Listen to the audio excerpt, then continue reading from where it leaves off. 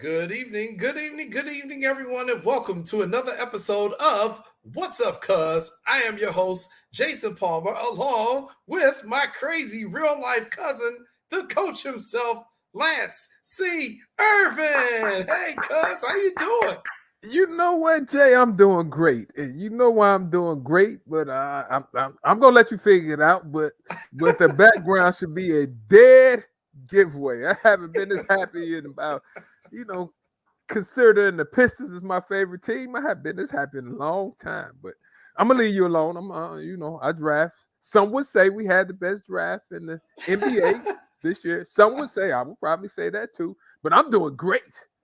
Well, I'm I'm doing glad great. you're doing great, and Doing great. I see you're redecorating of the office there. So Oh, yeah, we'll definitely oh, make sure what, we what? talk about that, man. We definitely Oh, got to you talk mean those about two little things back the there? the You man who mean, lives in Chicago who loves the you mean Detroit Pistons. I'll never Dumas and understand it. Thomas? You mean Ivy and Cunningham? Oh, my fault. I'm not gonna jump the gun. I'll I'm never not gonna jump the gun. understand it. I'll never I'm not gonna understand it, jump it. folks. But hey, everybody, welcome to What's Up, Cuz. If this is your first time joining us, we appreciate you tuning in. You're going to have a good show for you tonight.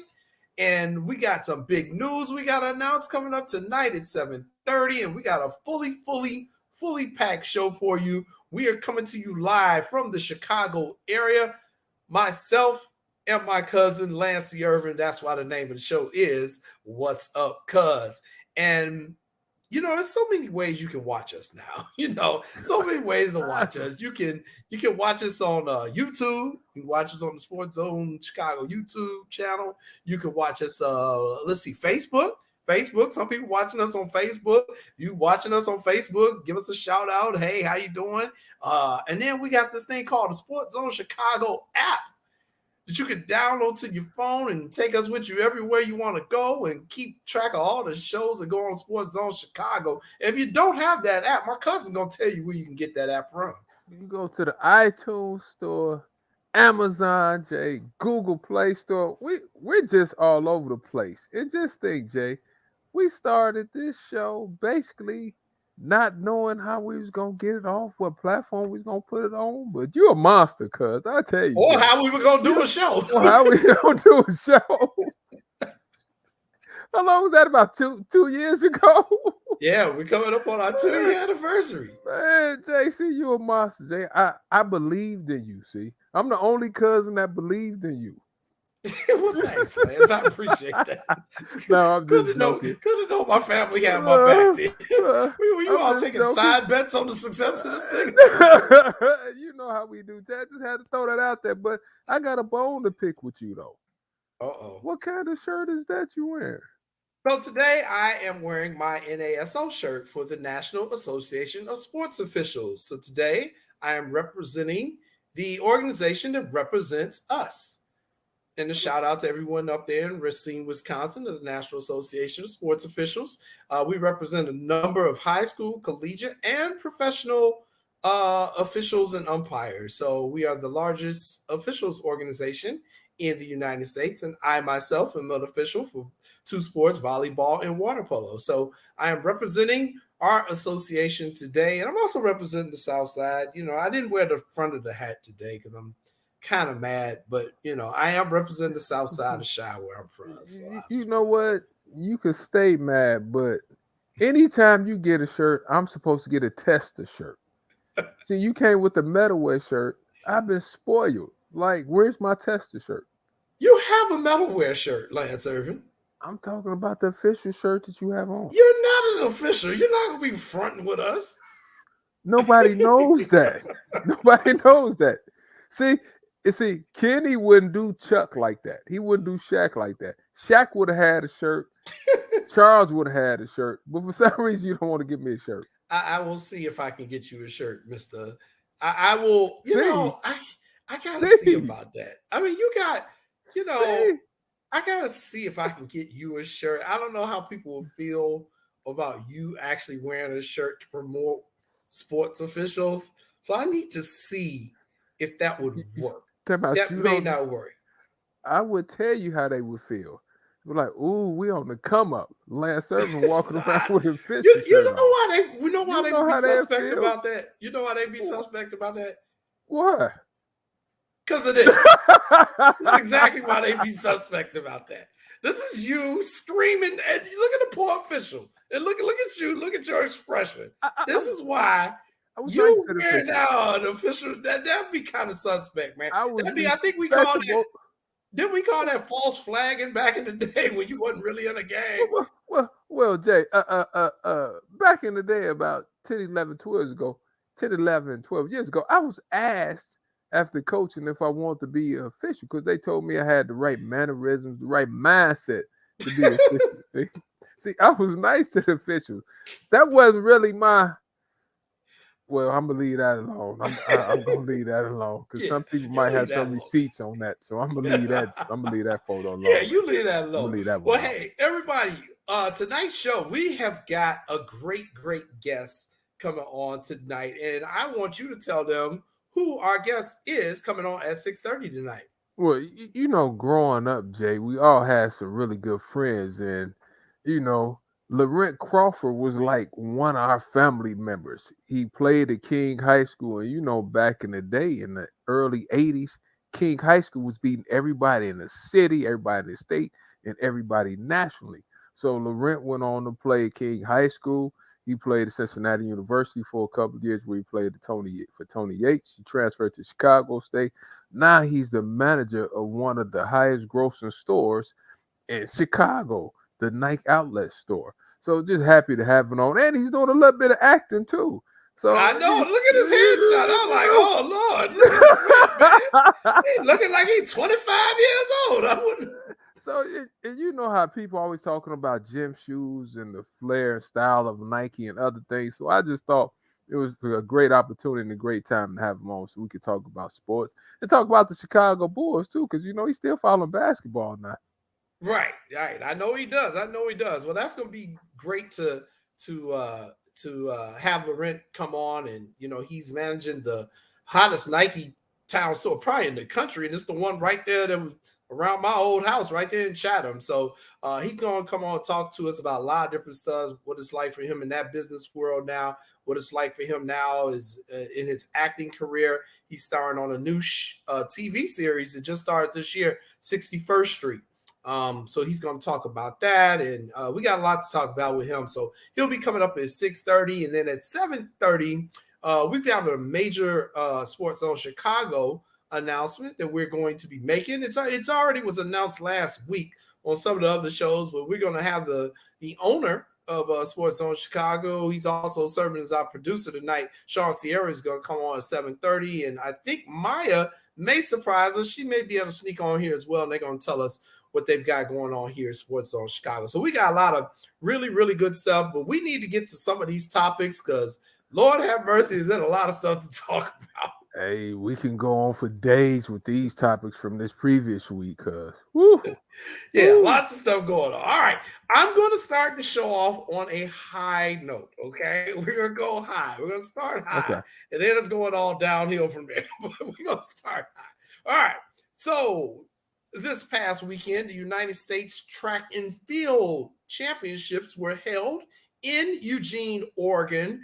And boy, oh boy, did the ladies come out and perform, starting with this young lady right here, Sydney McLaughlin, who broke her own record in the 400-meter hurdles, which is one of the more difficult events to do.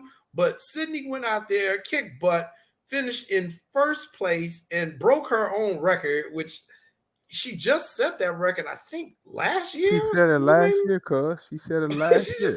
She's already out there breaking records that she just set. She is just a phenomenal talent right now, and so happy for Sydney. She also just got married recently as well. But Sydney McLaughlin, she's definitely going to be the face of USA women's track and field, as Allison Felix seems like she's going to just pass that torch right over to Sydney. What are your thoughts on Sydney McLaughlin?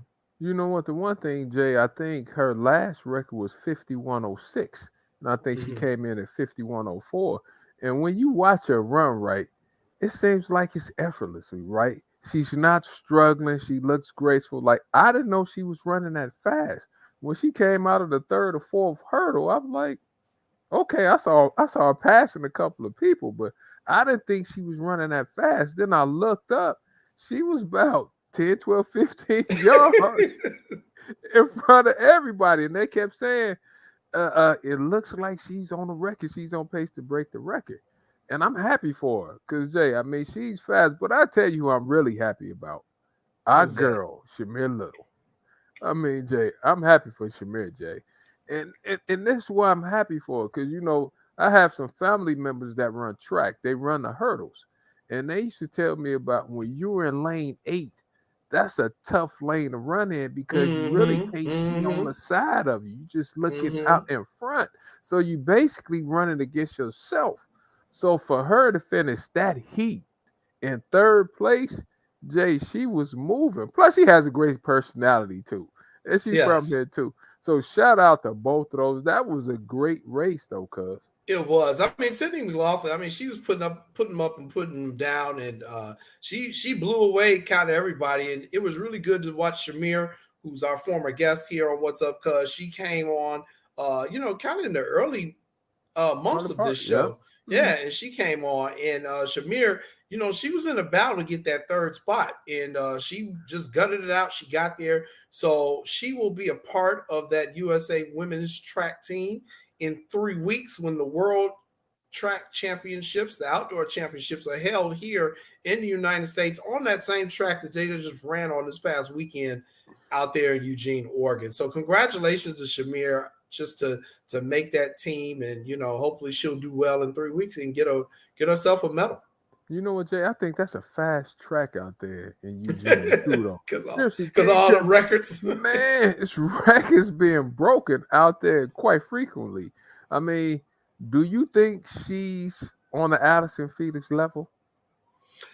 What's Sydney your thought? McLaughlin is definitely on the Sydney McLaughlin is definitely on the Allison Felix type level. She's still early in her career, but she's Mhm. getting really good. And if she can stay focused and no injuries, we could be talking about one of the best of all time. But it's still very early in her career. Mhm. But we saw even back in high school just the talent that she had, and Mhm. she's living up to that potential, man. I got to give her credit for that. So congratulations to both of those ladies in track and field for winning their events, and Shamir finishing in third, and that allows her to advance as well.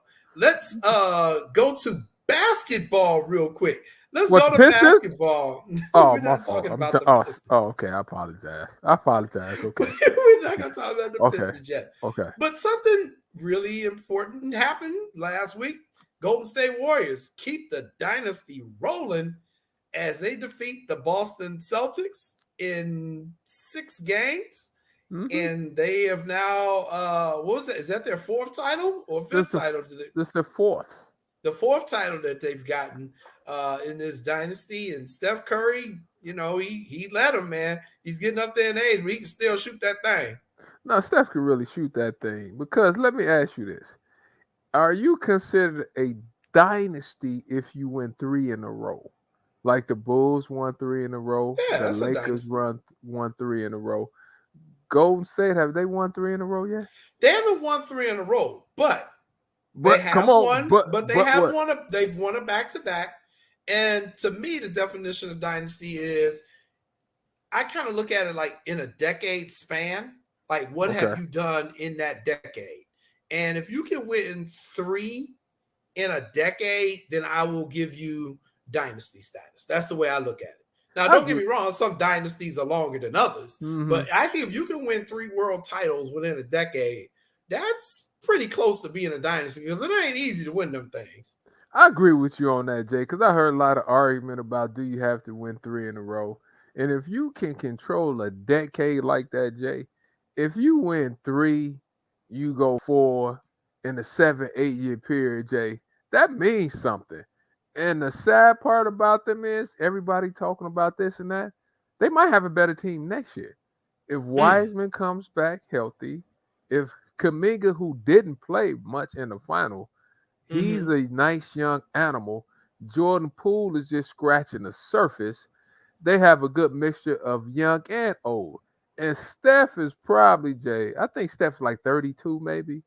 For mm-hmm. a guy that's 32, he looks like He's one of the best conditioned athletes in the whole NBA. He never gets tired. Never. And that jump shot is lethal. Lethal. The Well, only thing and Clay too. Let's not forget about Clay coming back from a serious injury too. yeah, Clay, Draymond. The only thing about Steph that makes me mad, Jay, is like if I was a defender and Steph coming down hitting threes on me turning his back, popping pistols, I might turn it to Patrick Beverly. Steph shoot threes, waving at you, then he start dancing, and not Jordan Poole. He out there hitting threes and shimmying and all that. Jay, no, they kind of pissed me off about that, but I'm not hating on them. I'm just saying though. But I think with Draymond anchoring the defense, and they could probably win it next year too. All champions got to have that swag factor. You know that they just got their swag on, man. Hey Jay, let me tell you the real swag. I don't know if you saw the commercial when those guys was pulling out the parking lot. Their car game was unbelievable. You need to find that video. Okay.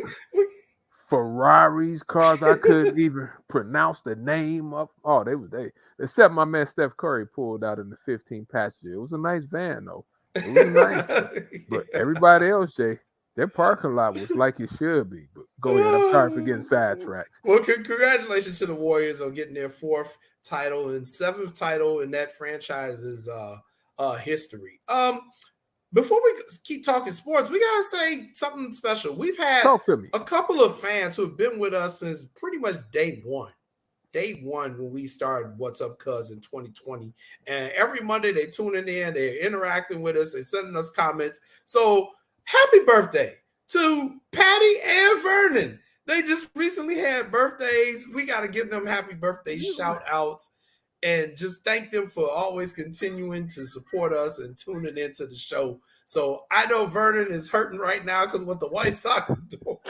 But Vernon, we appreciate you for tuning in all the time and all your comments. So happy birthday to you and Patty, all right? And Vernon, don't worry about our Sox. I promise you.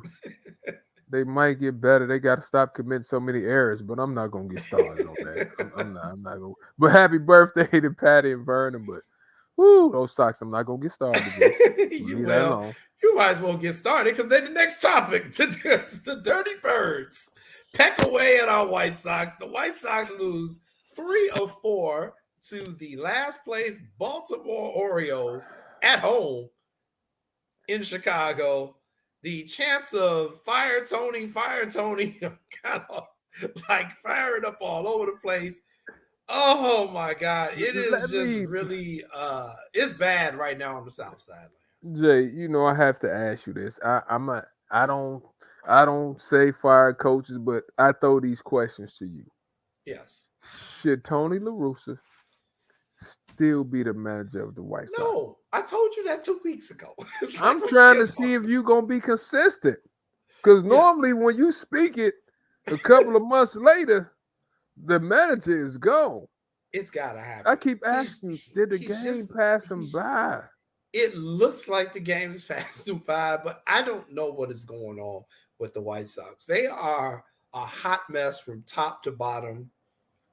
I think, you put a lot of this on the players. You do, first and foremost. A lot of this is on the players, but some of this got to go toward the management. Some got to go to the coaching staff. Joe McEwen is still rounding, sending folks home from third base. The ball being the second base fan. He's like, oh, you can make it go. I'm like, Joe, stop, man. What you doing? The White Sox have more runners thrown out at home than anybody in the league. They gave us that stat. So that's on your third base coach a lot of time. And then, Rick Hahn and Kenny Williams deserves some smoke too because they don't want to put the roster together. And it's a bad year. I get it. But in our losses, Jay, we look bad. Like bad. We look bad. You know how some losses you sit there like they all make you feel bad, but some right. You can stomach. You like, okay, maybe you get a strikeout here, you advance a runner here. Mm-hmm. But the way we losing with like errors and sending players home you shouldn't send and strikeouts and now I'm gonna try to blame it on the injuries because it'll make me feel better. Okay. But like you said, like I think Dylan Cease, mean, he pitched a great game the other night. Would you agree? Okay. So I think our pitching is okay, but Jay, like we inconsistent. And I think the injuries have made us be inconsistent. What's your thoughts? I think the injuries definitely don't help, Mm-hmm. without a doubt. They do not help. However, Come on, again, let me hit. I don't like the high on. It's the Baltimore Orioles, man. They scored one run against them in one game. The other game, they got completely shut out. And I'm like, come on, fellas. Y'all got one run in 18 innings at one point against the Baltimore Orioles. And one of them games was a bullpen game where they started pitching got hurt. like an hour before the game. Hey, Jay, but let me say this. Even the deuce of diamonds can win a card game every once in a while. A game, not a series. Those are major league players. But you would think in the explosive lineup like we have, Abreu, Luis Roberts, Mercado, all those guys, you would think we could. I think for a while was we averaging about 3 runs a game, or anywhere close to that at some point in time. Well, they went on that little streak about a week ago where they was. I guess they used all their runs up. They tired now. They said, "Well, we kind of done with that." So I don't know. The White Sox, and I said I started getting this feeling like in early May because we kept saying, "Oh, it's early." And I was with that. I was like, yeah, it's early. You know, they got injuries. People will come back. But it's just something not right with this team. And it's chemistry. It's not talent. I really don't think it's talent. I think it's something off. It's something off. And here's why I'll say it. God, I can't believe I'm actually saying this. Lord help me. When Ricky Renteria was a manager, they seemed to play with a lot more confidence. And it seemed like it was more fun for them. Mm-hmm. And I know they brought Tony in because of his experience, and they were like, they got to grow up a little bit. But I don't know if just bringing Tony in, they like killed the fun aspect of it, and it took away some of their confidence. I just don't. It's something that's really off because this isn't the same team that it was. I'll go back to 2019 and 2020. 2020 was a shortened strike season, but the guys look like they made the playoff, but they look like they were having fun. And yeah, Ricky Renteria blew it in the playoffs, so that's why we canned them. But they at least look like they were having fun. And right now, they just look like they're showing up the ballpark like it's work, and that it's not fun. It's almost like they're like, man, just run me my paper for this. And you know what? When you show up for a game that you love, acting like it's work, that's when stuff doesn't act right and play out right. Then Lord, we wish you happy birthday once again. That's where you don't play right, you don't act right. And I hate to say you have to find somebody that's speaking their language and stuff, because it's a fairly young team. But you have to find ways as a coach, as a manager, to make it fun, whether it's playing music in the locker room, playing music on the field, different types social gathering outings. You just got to know which buttons to press. And when guys stop having fun and they think of it if it's a job, first of all, I don't think they should think of it like a job, because it's something that we all strive when we're younger. We all say we love to do it. But with that being said, Jay, like you said, though, you got to have fun too. Like, it's a fun, like you getting paid great money to do something most of them has been doing, or most of us have been doing since we was little. Right. It's disturbing, and it's too much talent over there. I didn't even mention guys like Andrew Vaughn and those guys over there. Right. Like, Jay, it's a good team. Yeah, I just don't. It's something wrong with the chemistry, and I agree with you, Armando. It's definitely something wrong with the chemistry. It really is. So how do you fix it, cuz? You fire Tony. Question. That's where you got to start. That's what I'm telling you. Because the chemistry got off when he came. I know what threw the chemistry off. And you know what? I can be even more specific. Yeah, talk to me, because I'm gonna call you out. Look at me. I'm almost about to knock the camera down. You done made me talk to me. No, talk to me, because you got to give me some facts. When the whole thing happened last year with Yermin Mercedes up in Minnesota, when he swung when the Minnesota had they pitch, the guy who wasn't even a pitcher pitching because the White Sox are blowing him out, and it was a 3-0 count. And Tony told him, "Don't swing, man. Don't swing." And the dude lobbed one over, and Irvin just launched it 400 feet for a homer. And, yeah, he disobeyed Tony, and you probably shouldn't do that, but okay, he did it. And Tony went out of the dugout and lashed out at Irvin for doing that. I think when he did that, he kind of lost his team because it was taking the fun out of it for them, because they probably were like, okay, if we did it, that's cool, but don't go out there on the field and embarrass him for something like that. And especially because it was Minnesota. Minnesota been kicking our ass for I don't know how long, so I didn't really care that he swung, because that's one of your rivals anyway. It would be like if the Bears ran up to score on the Packers. Ain't nobody gonna care. We own you. Like, right, exactly. So I think when he did that, it did something to this team. And I think they got other issues, but I think that really did do something. And it was kind of like, oh, this teacher, he gonna be a pain in the ass. The last dude, I just think that's the way they took it. And I think that really has hurt the White Sox, man. I'm sorry. I just think it has.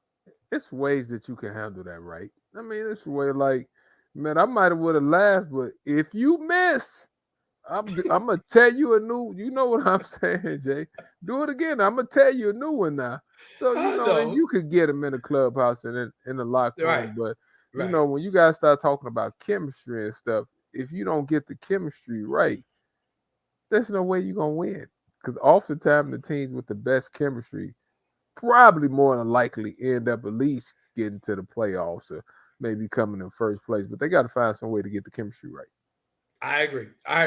All right. Well, that is our first segment, and it is 6:28. Which means it's time for us to take a commercial break, because our first guest is waiting back in the green room, and we cannot wait to talk to him. I got some personal stories I got Laurent don't even know about. I'm gonna let you run with it. I just want to hear about 61st Street, and I better get a cameo appearance on 61st Street. So we got Laurent Crawford coming up here at 6:30. We're gonna take a quick commercial break, and then we'll be coming right back to talk to Laurent. You are watching What's Up, Cuz. AutomotiveMap.com presents the Sports Flash, powered by the Score app, Sports Zone, Chicago. The White Sox are back in action tonight. They're on the road in Anaheim as they'll take on the Angels. The White Sox are currently 34-37, coming off a win yesterday that snapped a 4-game losing skid. The White Sox tonight are set to start Johnny Cueto, who is 1-4 with the White Sox with a 3.19 ERA. The Angels enter the night 35-40, coming off a win yesterday that snapped a 2-game slide. The Chicago Cubs are off today. They'll start a series tomorrow at home where they take on the Cincinnati Reds. Keegan Thompson is scheduled to start tomorrow for the Cubs. He's 7-2 on the year. For lightning fast sports updates as they happen, download the free Score app today. I'm John Thayer on Sports Zone, Chicago. Here's Brooke Burke for Skechers' new Workout Walker footwear. Do you know the world's #1 most popular form of exercise? It's walking, and one company has you covered. Skechers, the comfort technology company, with their newest performance walking sneaker, Skechers Workout Walker. Because the Skechers Workout Walker is fully loaded to get the most out of your walk, including a carbon-infused plate in the sole to add more spring to your step. Find Skechers Workout Walker for men and women at a Skechers store, Skechers.com, or wherever stylish footwear is sold. Blue Star medicated ointment works fast to relieve the pain and itch of almost any skin irritation. It's amazing. It's like as soon as you put it on, you can feel it working. We've had Blue Star in the family for years. It works on everything. I love the cooling sensation on my athlete's foot. What a relief for my eczema. Nothing worked on my dry, cracked skin until I tried Blue Star. Blue Star is great for scalp itch. Look for the white box with the blue star in the first aid section. Feel Blue Star work fast, or your money back.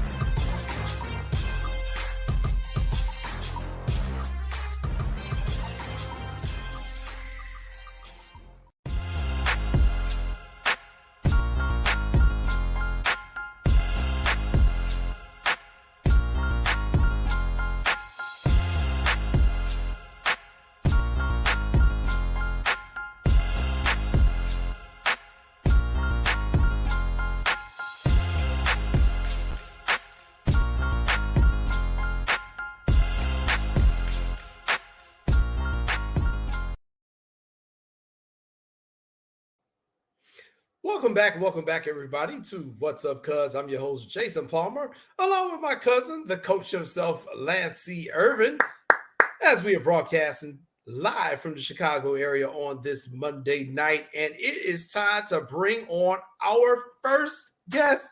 Oh my God, this is about to be funny, boy. Y'all about to take me back. But anyway, our first guest, he is currently the head man, the manager at one of the biggest Nike stores, I'm going to say in the country. I don't even know if that's true. But I know it's the biggest one in the city of Chicago, probably the biggest in the Midwest, easily.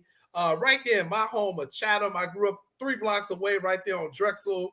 And ever since that store kind of came into Chatham, it really brought a lot of revenue into the Chatham community. A lot of people got to see the beauty of Chatham, one of our fine neighborhoods, going through some stuff right now, but it's still, in my opinion, a great Chicago neighborhood. And he's the manager out there at the Nike store, but he played a little bit of basketball too, didn't he, Lance? What type of basketball was he playing? Just a little bit. You know the thing about Mr. Crawford there, you know, he played at King High School, like I said. You know, Loren was dunking on people. And when I was young, he kind of elbowed me a little bit too. He's trying to get me tough. I didn't forget about that. Him and Byron and Tracy Dildy and them was kind of physical, but that's okay though. Went to Cincinnati, went to Chicago State, had a great career, man. Great guy, and I'm happy to have him on the show. And he could talk some basketball too. But Jay, I want to talk about this acting stuff though. Yeah, I want to talk about the acting and all this other stuff. He's reached out and he's expanding his repertoire, so to speak. So I was like, man, you know, he may be leaving Nike. Let me hurry up and give me some time. Let's bring him on. Our guy, Laurent, the actor, Crawford. Laurent, what's up, man? How you doing? What's up, fellas? What's up, man? What's up, Laurent? Thanks for having me, guys. I appreciate it. How y'all doing, man? Man, I'm doing great. It's great to have you on, but I got a bone to pick with you though. What's up, man? I'm a hold off of. I'm a hold off, but all right, hold on. Hey, don't do me like that, man. Come on. I'm a wait and hold that off. It's great to have you on, but man. It's my pleasure, man. Thank you, brother. Anytime. Talk about your career, Laurent, from high school to college. First of all, to let the fans know about your high school basketball career and your college career. You know, man. Of course, I'll start off at Simeon, man, and I played for a great legendary coach. You know, Coach Hambrick, man. He at that time I would describe Hambrick as the Black Bobby Knight of high school basketball. Because, I mean, it was his way or no way. Although he taught me so much about the game, man. I mean, Tim Bankston, Benji, Bobby Treble, Kenny Allen. I mean, the Rodney Hall. The list goes on and on, man. They are still my family, man. The thing I didn't like, Lance, when I left Simeon, man, I didn't leave because I wasn't playing. I left because I wanted to play and just let me go. I was a horse. I just need to let me run, let me go. And I was at Simeon. Hammer gave me all the tools I needed to go to King and succeed. So then when I got to King, I had Coach Cox. You know how Cox is. Hey, you went from one spectrum to the other. I described Hammer as Bobby Knight, and Cox was like the running UNLV. And get it and go. He let you go. And with those two together, man, my game has just exploded, I think, man. So I think I played for the two best coaches in the state of Illinois. True. You know, rest in peace, both of them, man. But, you know, I had a great basketball career. I think that people say, well, are you upset that you left Simeon and they won a state championship? Absolutely not. Because I'm going to tell you why. That's my family, and I helped them win that championship because I put sweat, blood, and tears in that floor also. But I got the self-gratification that I needed for my self-confidence at King. And it kind of escalated me to go where I wanted to go. But then again, I'm on the way, man. I had people disliking me, saying I shouldn't have done this, I should have done that. At the end of the day, man, I'm a 15, 16-year-old kid. I just want to play basketball. That's all, man. I wasn't trying to hurt anyone or sabotage anything. I just wanted to play a game of basketball that I love, you know. So that's what about the basketball career in Chicago. So you leave King and you go on to Cincinnati. And you play for Tony Yates was down there, right? Yes. So how was it playing for Coach Yates? Because Coach Yates back then, Loren, he was like an icon of all of us coming up. We was like Coach Yates was like one of the best African American coaches out there. 100%, man. But I'm gonna give y'all a little back end of that story of me going to Cincinnati. Let me hear it. Oh Lord. I didn't want to go to Cincinnati. I didn't want to go there at all. I didn't want to go. I never knew that. I played for Cox, and him and Tony are like this, and it was kind of like, hey, this is where you should go. I recommend you go here. I recommend you go here. This, that, and other. And if you don't do this, that, and other, you can't do this, that, and other. It's like read between the lines. So I was like, you know what? All right, I'll go. So I left, went to Cincinnati, and I said, Coach, who else wants me? He said, well, no one really big. A couple like NAI school, Division II schools, Division III. This is like the best opportunity for you right here at the University of Cincinnati. I'm like, wow, I did all this work here and nobody wants me. So you remember the Boston Shootout, right? Yes, I do. I remember that. We all went to the Boston Shootout. Byron included, all of us. So we down there playing against the best players all over from California, from Boston, Ohio, from Boston. I mean, you had Shackelford down there, you had the Chris Webbers down there, and I make all tournament team. So I go to his restaurant. He said, "Hey, man, we really wanted to talk to you. We called your coach several times, Georgetown coach, NC State coach. I'm like, you guys wanted me? I had no idea. So I was kind of railroad in going to Cincinnati. Tony James was a great guy. A great program. Nothing to knock them. I just didn't want to go there. See, I never knew you didn't want to go there. That's why I'm glad. I didn't want to go there, man. I never said I played the role, Lance. I didn't want to go. So if you had your choice, if you would have known who all wanted you, where would you have wanted to go to school? I wish I had stayed at UTEP. I went to UTEP. I wish I had stayed there. That was one of my basketball regrets. Because Don Haskin, man, he was a great coach. Think about it. The year I was born, played with Tim. Right? You would have played with Tim, and you would have played with Tim and Marlon Maxey. You played Tim, Marlon. Big Smooth Kane. Jeep Jackson. You would play with Jeep. Oh Jeep, man. Yeah, Jeep the one kind of like showed me around. Jeep did. See, you would have played with Antonio Davis too, because I played against all of them. You played against Antonio Davis. Wow. Man, I wish I had stayed there, man. It was just I got homesick, man. I came home, and how I felt in Chicago State. Hallberg was like, hey, you can be the next Mark McGuire, the next Terry Cummings. You can turn the program around. I was like, man, that's a great idea. I'm just do what you want to do. You Division I. You can basically be your team.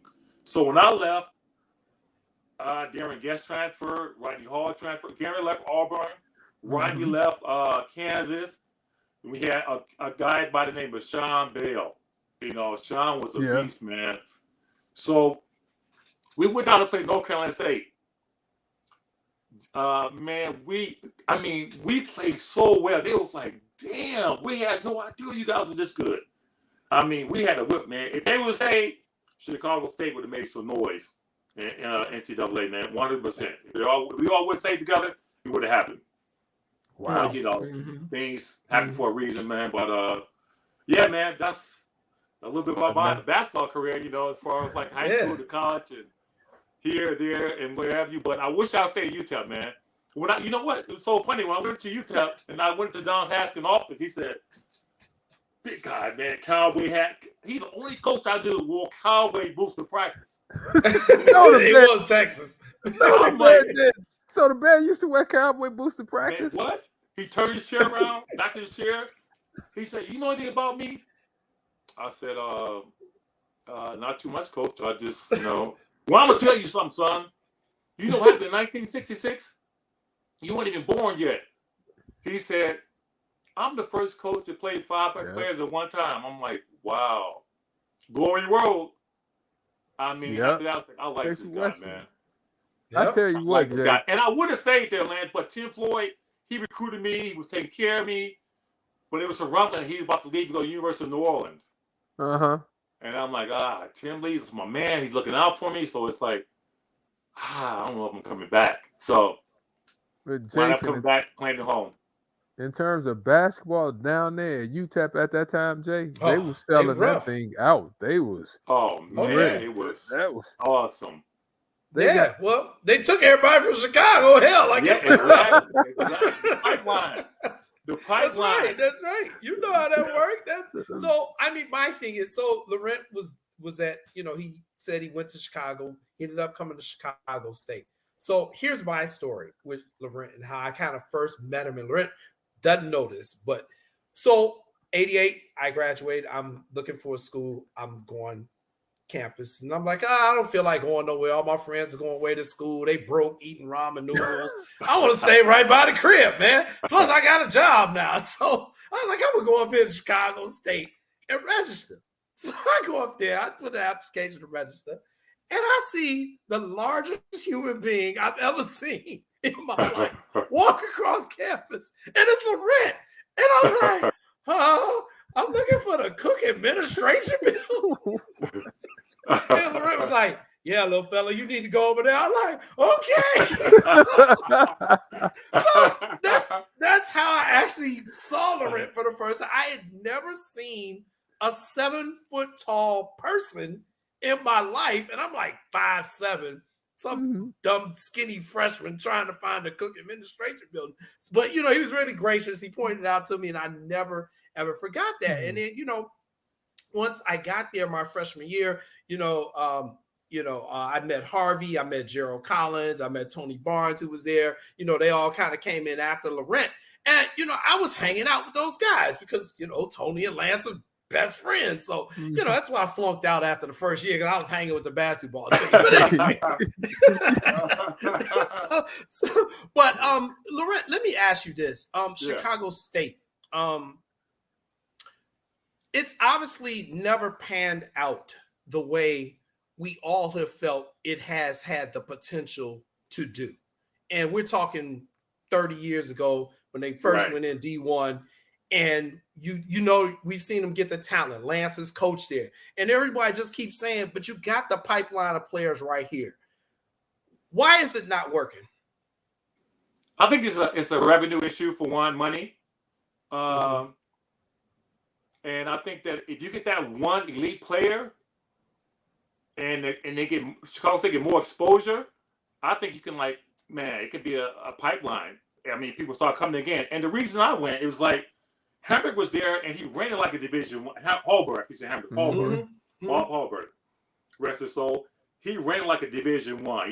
We didn't have dorms at the time. We didn't have all the things they have now, which should be easier to attract players, but we did have apartments of our choice we could live at. I mean, we traveled first class. We had a training table. I mean, he ran it to the best of his ability at that time. And, when you come out of high school, I'm going to Chicago State College, it's still a step up, but like the UTEPs and the Cincinnati's, it's just not comparable. But I think it's revenue for one. But now with the stadium they have on campus, the dorms they have, I feel that school's on the north side of Chicago and they pump money into it like they do DePaul's and Loyola's and Northwestern, it'd be a whole different atmosphere for that school. I think it's just the south side of Chicago, man, money, getting that iconic player that you need out of Chicago. Whether he's come back, return from a JUCO, or you get him right out of high school, you got to get that one player. Because I feel when I came, I didn't know that people respected me like that. Rodney was like, hey, man, I'm going to come play with you. Cool. Darren Guest like, hey, man, I'm going to come play with you. I'm like, cool. So at that time, I was that guy there, So yeah, and y'all had some. And Lance, you coached there. I mean, what do you think? I'm gonna leave that alone. I'm gonna talk about it. I ain't touching. I'm not. All right, okay, we leave it alone. But the one thing that you said though, too, Laurent, y'all had some really good players too, though. Yeah. Like you had yourself, former D1 player, transfer UTEP Cincinnati. You had Darren Guest from Auburn. You had Rodney Hull from Kansas. So y'all had some really good players, and it was sexy to come back home and play back then. Plus, I think too, y'all had some good campus jobs there too. You remember people was working on campus, so y'all had some good jobs. And you hope at some point in time it could get Well, I thought y'all gave it a good start, right? Just turned Division One. Yeah. You could. Y'all had some players, and one thing y'all had too, Laurent, y'all had swag about yourselves too, though. Like, and you know, this was back in the day, so I could say this. This was back in the day, Laurent Crawford. There, like Laurent had girls like him, Jay. So like him and Byron and Dog and them. Like, why do you think I was hanging with the basketball team freshman year, Lance? You knew hanging with y'all, Laurent, like. Even me that was scared of girls, I was gonna fall into something because I was like, yeah, that's my big brother Laurent, that's big brother Byron. They gonna have some fine ones around them. I was like, just let me get a little crumb floating around from somewhere. So you know, it takes some people like you said though to come back and find it sexy enough to want to do it. And I know, sir, I'm saying, man, like some people like, oh, you can't make it out of Chicago. You can make it out of Chicago State. You can. I mean, my story, I was Chicago State, so I'm there. I mean, my senior year, I ended up averaging, 14-7 and like one block a game. So, you know, there's three like all-star games you can go to. There's the Portsmouth All-Star, there's the pre-draft, and then there's, it was another one, I think it was in Orlando somewhere. But other three, I got invited to two. I went to Portsmouth. I got invited to the NBA pre-draft, coming by. And, I mean, that's how Chicago State, that was unheard of at that time. Like, hey, how'd you get there? You know, how'd you make it? You know, so there's opportunities there. You can't, and right now you can make it. If you go to Division I school, you lead the nation in rebound and lead the nation in scoring or block shot, you're gonna get a look. Period.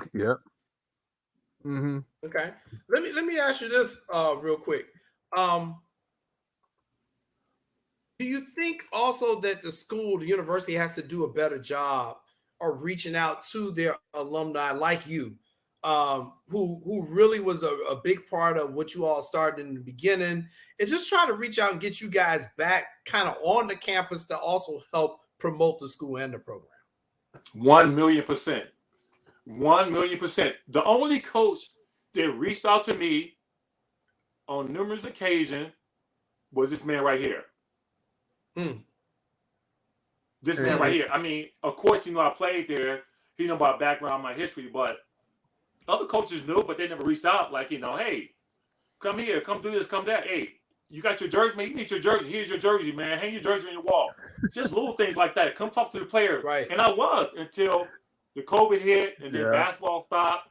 Then Lance moved on, so it's a whole different situation. But absolutely, 100%, man. Call us back. Let us talk to the players. Let us sit in the stands. You know, let's help you recruit. You know, those things are essential and important. I agree. And you know, and it's funny because you know, when you said, you know, at the time Chicago State didn't have the dorms, and I know they were staying over there in Chatham Village. They had apartments right up there on Cottage Grove. I was walking over there. I told you I hung with the basketball team. Well, I lived somewhere else. I lived out in Alton. I had my own condo in Alton. I was about to say Laurent was living. Laurent wasn't living over there. See, Laurent had his own special apartment. I know. Hey, that was the deal to come there. That was the deal. Where you want to live, how you want to live, we got you. Cool. Right. And I just think that was really important. You know, they took care of the athletes. And I'm just sad to see the current administration hasn't really done it. That's sad to hear that, but hopefully they can. Maybe they listen to this interview and they'll hope they listen to it and they reach out to some old former players, you know, come back and just talk, have a, you know, a former player unite night or something like that, you know, anything.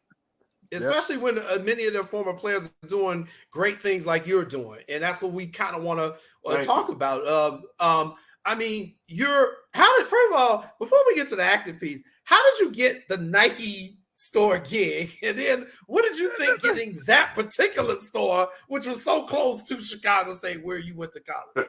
You know, after basketball, man, you know, after you play basketball, I played in Australia for a few years. I played in Spain for a year. I played in Argentina for a year. And then after my second ACL, I came back. I'm like, damn, what I'm going to do, you know? So I went to DePaul. I finished school. I got my degree. Then I was in the gym working out one day. I'm just kind of giving the whole thing. I was in the gym working out one day. And so these guys come in and say, hey, we shooting for a basketball commercial. Would you like to audition for it? You know, I was like, absolutely. You know, so audition for it. And then, you know what? I'm going to hold that. We'll go back to that. I'm going to hold that. I'm holding that up So how did I get to Nike? A friend of mine said, "Hey, you'd be good. You should come to the store." I said, "I really want to do some Nike basketball." So I came in, interviewed for the position, got the position. I started downtown as an athlete, and kind of moved my way up through the ranks. And next you know, it said, "We got a position for you in Southside Chicago. What do you think about it?" You know, everybody thinks Southside is taboo. Don't go to Southside. It's crazy. It's bad. This side, I'm from the Southside. You know, there's people just like us. I went over and took the position, man, and I'm happy, man. I love it over there. It's a very nice community store, and we do a lot of stuff with the community, like Gary Comer, you know, Peace Players International, the James Jordan Center. We do back to school programs, you know, backpack drive, you know, utensils for the kids when they go to school. That store does so much for the community. Yeah, it's $15-16 million store on the south side of Chicago. It's a what? $15 million store, south side of Chicago. Wait, you all sell $15 million worth of product a year sir. out of that stuff? Yes, we do. $15 million store. Wow. Let me ask you that's this. That's a gold mine right there. So it's never going anywhere. It's staying right. Why do you think they brought it back when they vandalized the store? They brought it back. Well, see, we were going to ask you that. We didn't know if we should ask you that. Yes. But thank you, Loren, for bringing it up. So, Lance, should I ask the follow-up to that? I'll let you ask the follow-up, cuz. Okay. Go ahead. So, obviously, you know, we had social unrest after the George Floyd and Breonna Taylor murders in 2020. That particular store got destroyed. Let's just be honest. The store was completely destroyed. I was over there covering it for the Crusader at the time, and the products were gone. The water was from the fire extinguisher was just gone. The place was flooding, and my fear was they're not coming back into our community now. What made Nike make that decision to say, no, we're gonna come back to that Chatham store? For one, most of the employees there are like within a 10-mile radius of the store.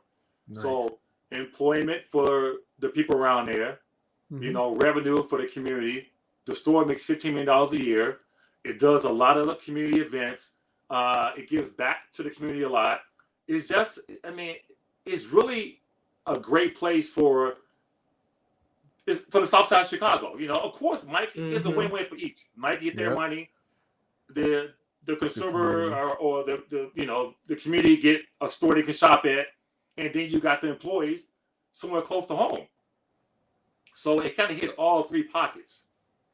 Now, let me ask you this, Loren. You said you started off as an athlete for Nike. What does that mean? It's just a sales associate. Got you. So you did a sales associate. Right. Then it was as sales associate, so you selling product to the consumer and stuff like that.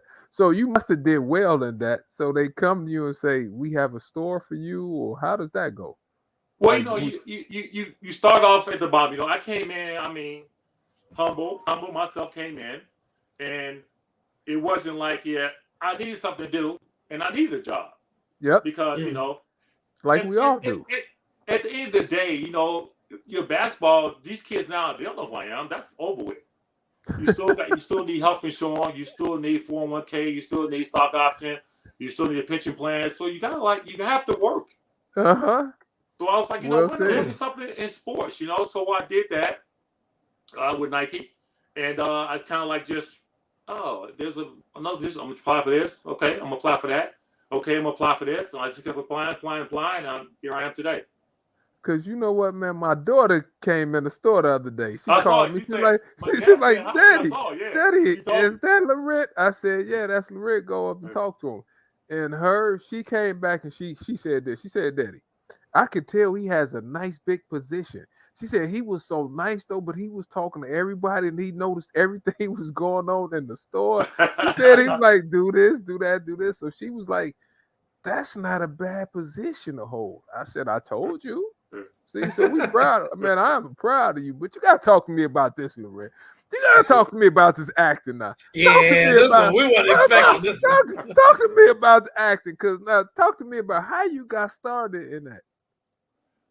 After my second ACL, I'm working out the East Bank Club. You know, rehabbing the East Bank Club. So I'm in there shooting around, and these guys come with this camera and say, "Hey, we shoot a Nike commercial. Would you like to audition for it?" I was like, sure. I was like, who's it with? Well, we can't say anything until, you know, the people we picked at the audition. So I was like, all right, cool. So let me do a couple of shots, dunks, and dribble the ball. They said, thank you. What's your name? Gave my phone number. So about a week later, I get a call. Mm-hmm. Hey, this is Mandy. I have Joe Pick on the line. A guy named Joe Pica from LA. I have Joe Pica on the line. I was like, hey, this Joe Pica here. I like you, man. You good, man. He had this raspy, deep voice. I didn't see. I didn't know what he looked like. We do this commercial. We want to know if you interested in being in the commercial. I was like, absolutely. He said, who's it with?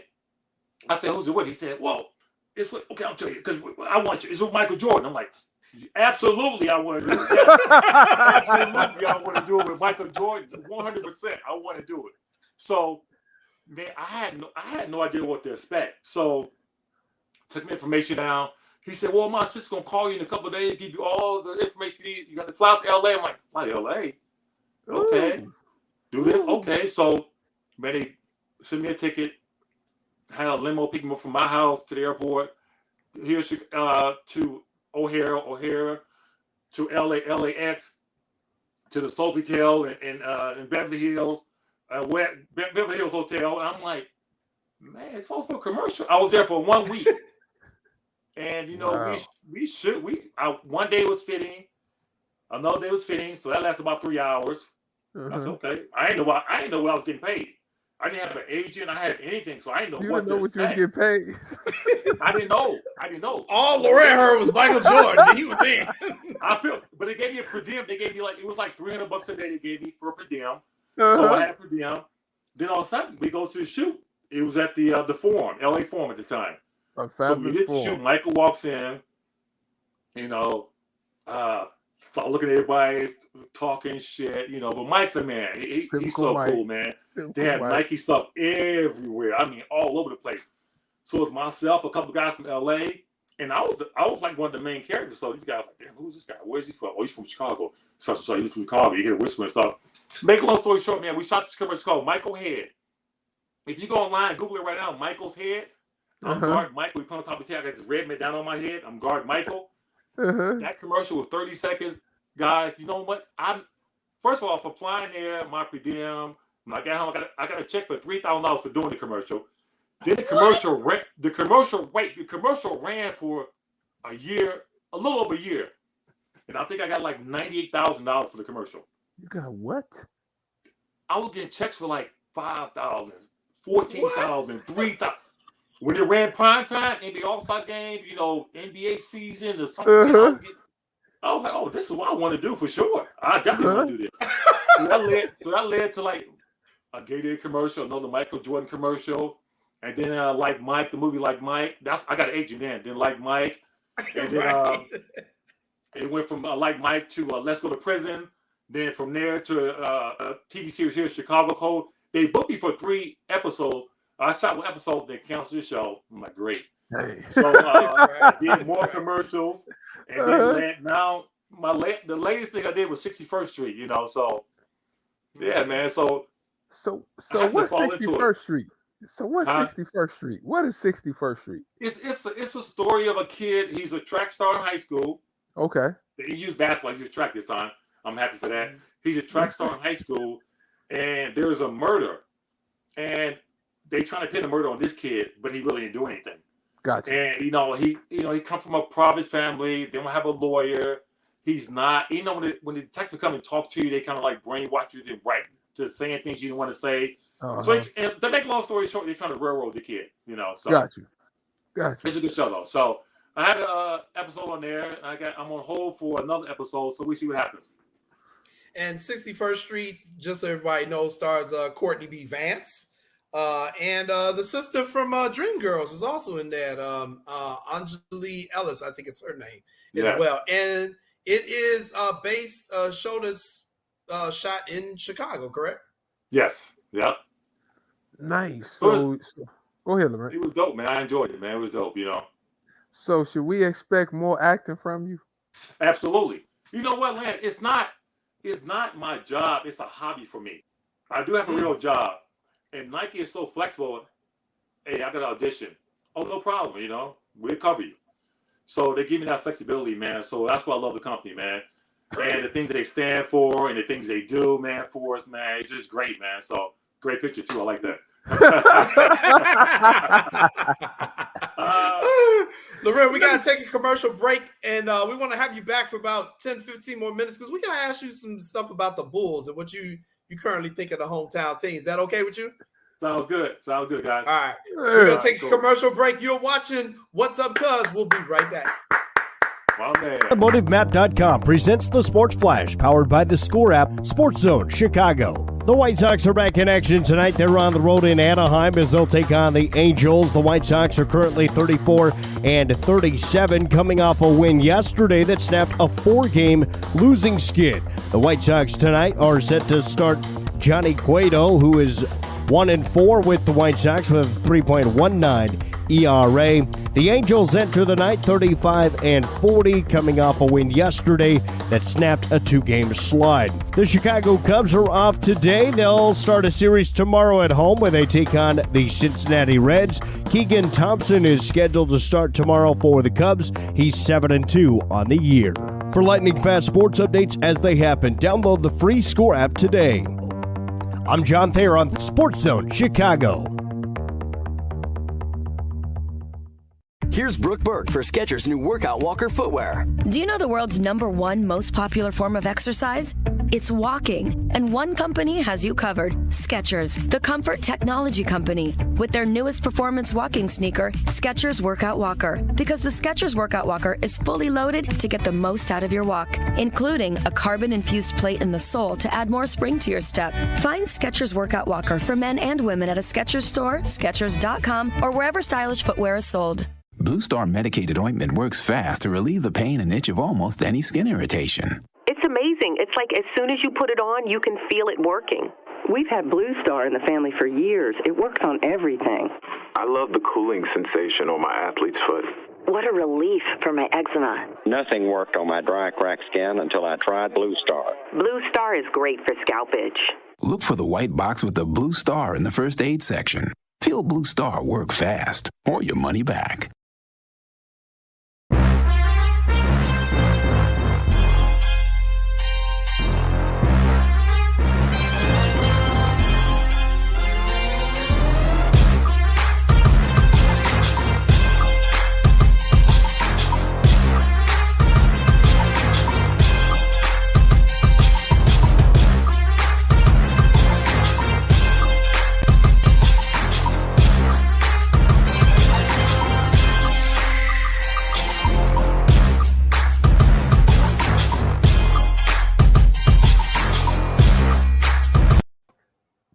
Welcome back, ladies and gentlemen, to What's Up, Cuz. I'm your host, Jason Palmer, along with my cousin, the coach himself, Lancey Irvin. And our guest tonight is Laurent Crawford. Laurent, we got to ask you some stuff about the hometown team, the Bulls. Yes. This year they made the playoffs. We definitely saw improvements. But there are two main questions going into this offseason. They've answered one of them with their draft pick. And then there's the big Zach LaVine question going on out there. So we want to hear from you. What are your overall thoughts in terms of how the organization is going? And then what did you think of the draft pick? You know, I think they're going in the right direction. I think they are. I think they have some great pieces. I think they're missing a few things here and there. And I think man, two great coaches. You know, Mo Cheeks, I love. We grew up watching Mo Cheeks.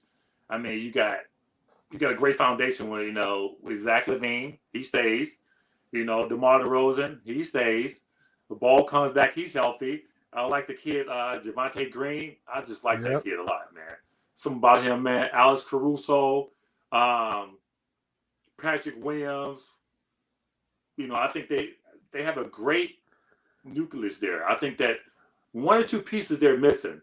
And I think that they definitely improve 100%. And I think they are playoff bound again. Stop right there, Mr. Crawford. I can't let you skate so easy. I'm a fact guy, Laurent. You know, okay, go ahead. I'm a numbers and facts guy. What pieces are they missing? Talk to me. They're missing that big intimidating forward, power forward. They need that. See that, Mrs. Go ahead, keep going. They need that big guy, that intimidated, man. They need somebody like that, man. On that team. So Lorenz, answer me this. What's You that? saying that we had 2 7-footers right in front of us. If you didn't want Kessler, the big kid from Auburn, right, shot like 7 feet. He's pick and pop. He's more of like a stretch forward, but he led the country in blocks. I get all that. But I thought they was Big Coloco from Arizona, the 7-footer, who was mobile. He could switch screen and roll. He could block shots.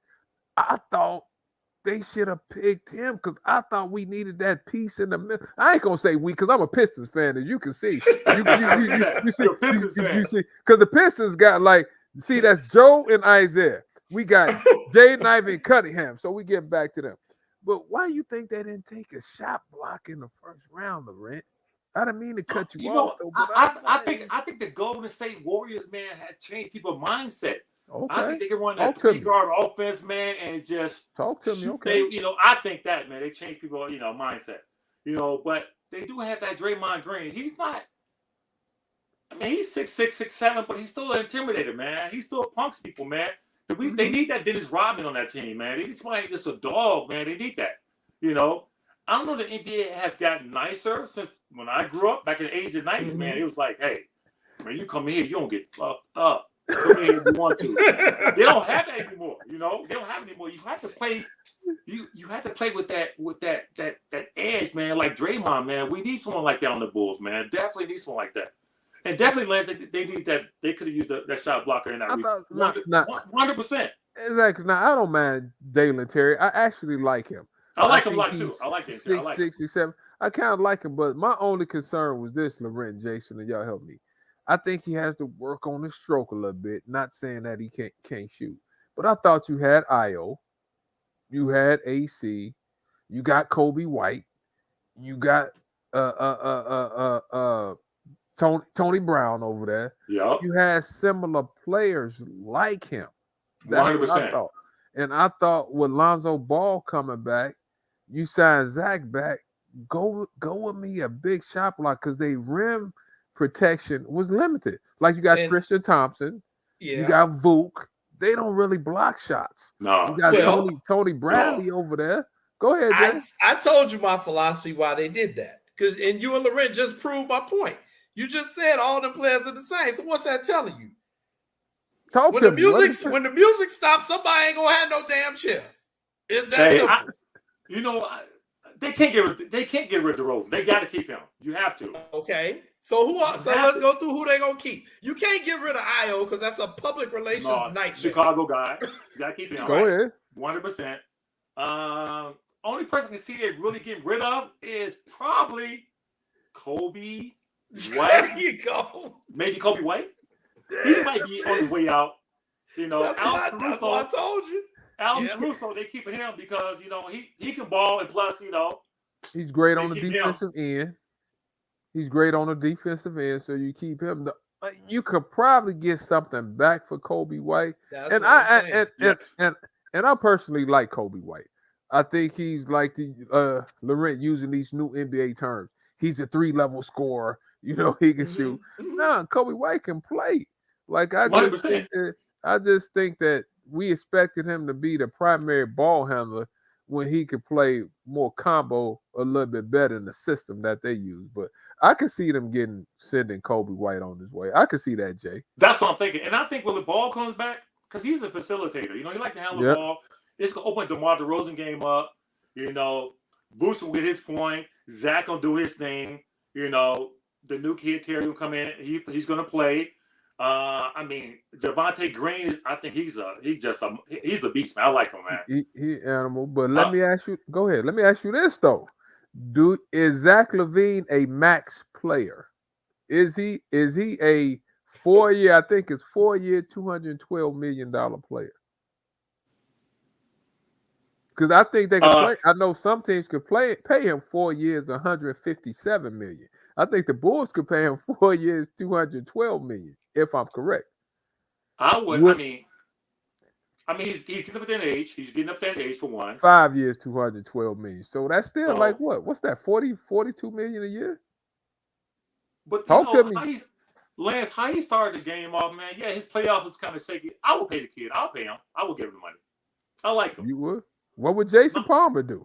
Talk to me. You're Larit. But you know why? I got Larit. You a manager now. You a manager. He's a seat filler. He fills the stands. Okay. You know, he's a scorer. He's an elite scorer. He's an NBA All-Star. You know, he took him to the promised land, to the playoffs this year. But you can't really hold him accountable for everything. You know, there was no ball there, you know. So he needed ball. He needs some help, man. But I think with him and a little help, I think he's a max player.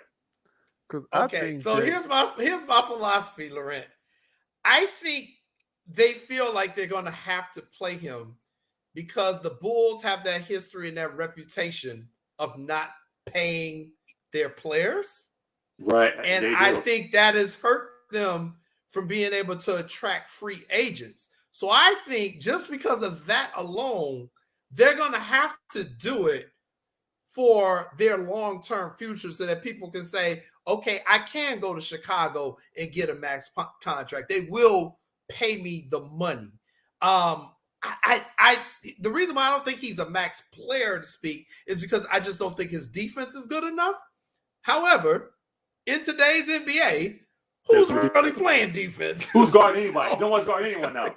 Well, my thing is, if you did give him a max contract, let's say you gave him 150, whatever it may be. I mean, and the rest of the money used for someone else. What would you go out and get? A big. See, okay, but you get that same big. You give it to Kobe White. You can get a big for Kobe White. Kobe White has some value. He's young. He's 6'5".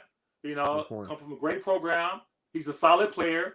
There's still full potential he haven't reached yet.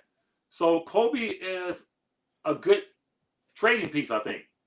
Yep, because they probably need some cap space. And my thing is that you have to give Zach max money because you have to bring him back. What are you going to get for him? He's a good scorer. Like you said, everything you said is true. He made the All-Star team, had a great year. He was injured down the stretch, but he tried to play. Right. And he put people in the stands because he's an elite scorer now. I mean, you go there, him and DeMar, that's two good 1 and 2s. So him and Zach, him, those two. So do I think he's a max player? I don't know. It depends on what the people say. I mean, what the franchise want to do, but they better give him max money. I tell you that, or they gonna take a step back. He gotta get the money. Yeah, they have to. They can't let him walk because again, it would just be another nightmare for them and a mark. And I will say this too, guys. The reason why I think they drafted the guy they did, Dalen Terry. Mm-hmm. I think the reason why they did it, I'm still not 100% that Ball's injury isn't way more serious than we're being told. And I say that because our guy, Eugene McIntosh, has kept hitting around that. And, you know, Gino around that team a lot. Mm-hmm. And remember, because they kept saying this year, Ball will be back, Ball will be back. And it just kept getting pushed back. It kept getting pushed back. And I'm not saying that it's a career-threatening injury, but I'm thinking this thing may be way more serious than we kind of know about. And they say, you know what? We're going to have to do something because that's the only reason why you pass on them two bigs that you guys just talked about. So let me ask you this. Sure. So if you Zach, do you want to come back? Or do you try to go somewhere else? For $220 million, hell yeah, I want to come back. You see, Laurent was getting that $95,000 for 30 seconds. He was like, when the next commercial? Exactly. I'm definitely coming back. And I think Zach and DeRozan, they have a bond from LA too together, man. You know, they have some things in common. You know, that bond, man. It goes a long way when you playing with someone that you familiar with, you can relate to, you know your environment. You know, so I think that that's a big reason too, man, for sure. So let me ask you this, and let me know, Jay, if I'm taking up too much time. You got the last question. The way the East is constructed, Laurent, you have the Bucks. Giannis ain't going nowhere. Middleton, you had Drew Holiday. You have the Nets. Kyrie just opted back in.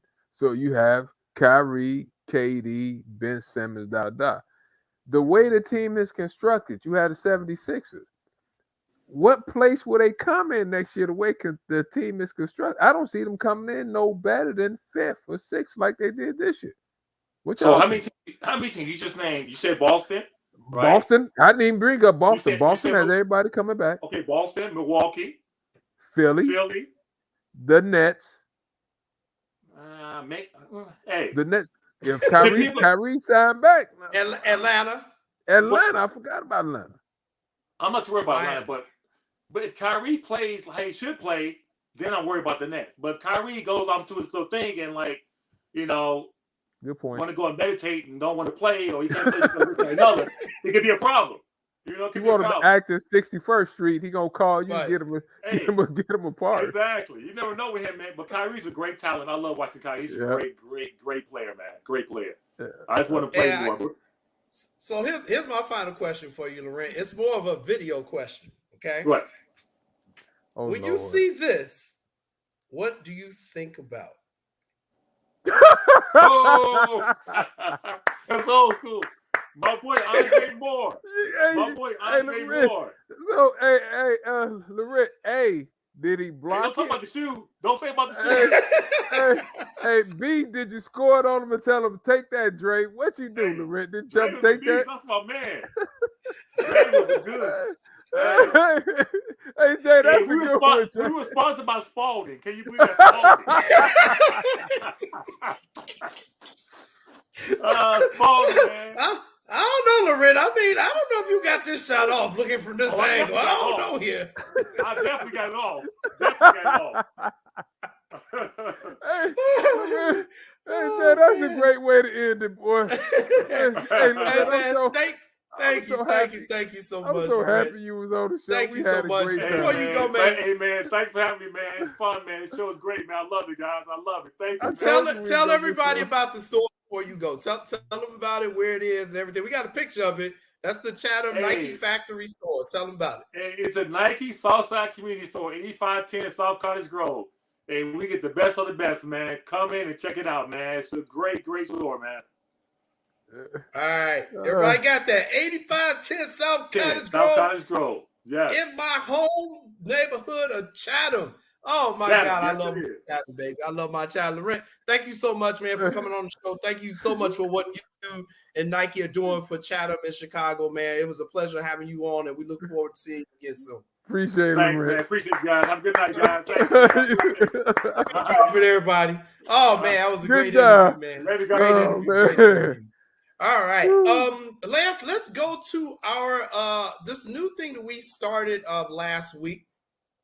As you know, there are a lot of missing persons in our community, especially a lot of women. And since our last show, I had a story come across my desk last week, and it was kind of an urgent missing person story. And to read all about it, make sure you go to my website, jcoydenreports.com, and that is where you can get all of the information on this particular case. But we have a missing young sister out of Chicago who is a student at Orr Academy on the west side. Her name is Camille Jones. The Chicago Police Department considers her case an endangered persons case. So they're taking this one very seriously. I talked with her mom, and basically the background of the story is her daughter has, because you've raised your daughter, they have friends that and then they have sometimes this new group of friends who you don't know. You don't know their parents. You don't know where these new friends live. You don't know what they're really about. And what her mother and her family is fearing is that she's gotten in with this new group of friends who may be involved in some stuff that they shouldn't be involved in. And, we've got a lot of issues going on here in the city with some of our teens and some of the stuff they've been getting into. But Camille Jones, she's 17 years old. She's a student at Orr High School on the west side. If you have any information on her whereabouts or if you have seen her, please call the Chicago Police Department at 312-746-8255. Or, of course, if it's really an emergency you see her, just call 911. Just call 911. Say, hey, I think it's maybe a missing person who you are looking for. The police department has labeled her case as an endangered person So that's a pretty high priority for them. So let's try to help find Camille Jones and get her back home to her family on the West Side. So definitely, as we said before, we're going to be doing this every week. We're going to have a missing person who we highlight. Unfortunately, there's so many missing people in our community who don't get the media coverage that they need. So we're trying our best to kind of rectify that a little bit. So, all right. So we got some other topics before our big announcement at 7:30, which is just coming up. Let's talk WNBA. We talk NBA. WNBA All-Star game is in Chicago this year. It's in Chicago this year, and we found out. Is it that quick? I know it's coming right up. Is it this week or next week? I think it might be next week. It might be. I think it's next week, but I'm not 100% positive. Right, but it's here in Chicago, and our girl Candace Parker, she's going representing Chicago. Candace got voted in, but my girl did not make it. And I talked about you and Nick last show because I said I think she's the best point guard in all the sports.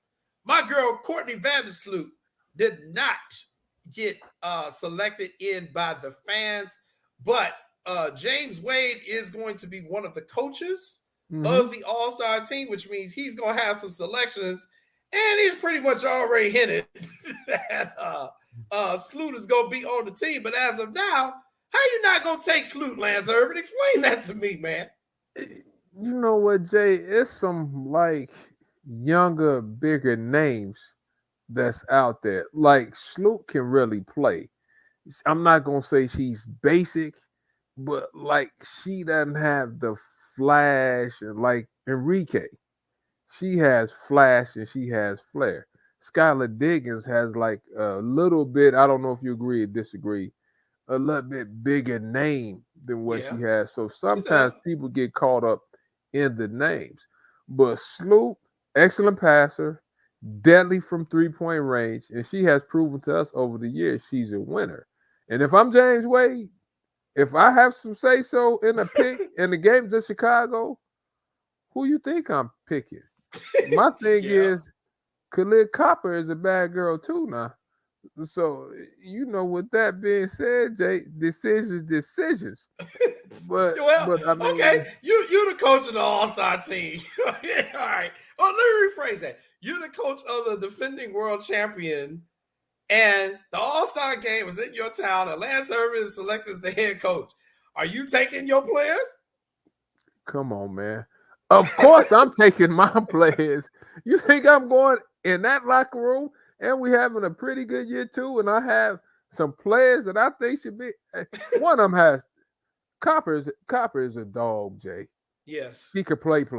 She could get you a basket. And we just won a championship, and it's in my city. If you think I'm not picking somebody on my team, you're crazy. You're crazy. Every time the All-Star game is in a city, they're going to pick one or two off that city. Yeah. I mean, come on. They got to. Stop it. You don't have a choice. You don't have a choice.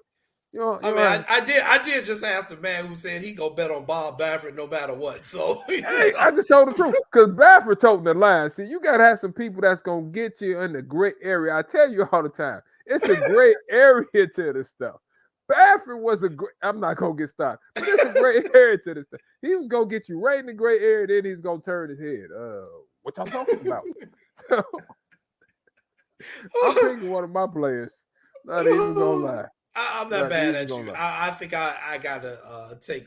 I agree with you. I think you have to do that. I'm sorry. But Jay, let me ask you a question. The main question is this: is Sports Zone Chicago getting us some passes to go to the game? Is the superback, fullback, superback? Is he getting us passes to go to the game? I don't know. I personally am not going to be available. So, but I am. Is that part of our package you signed for?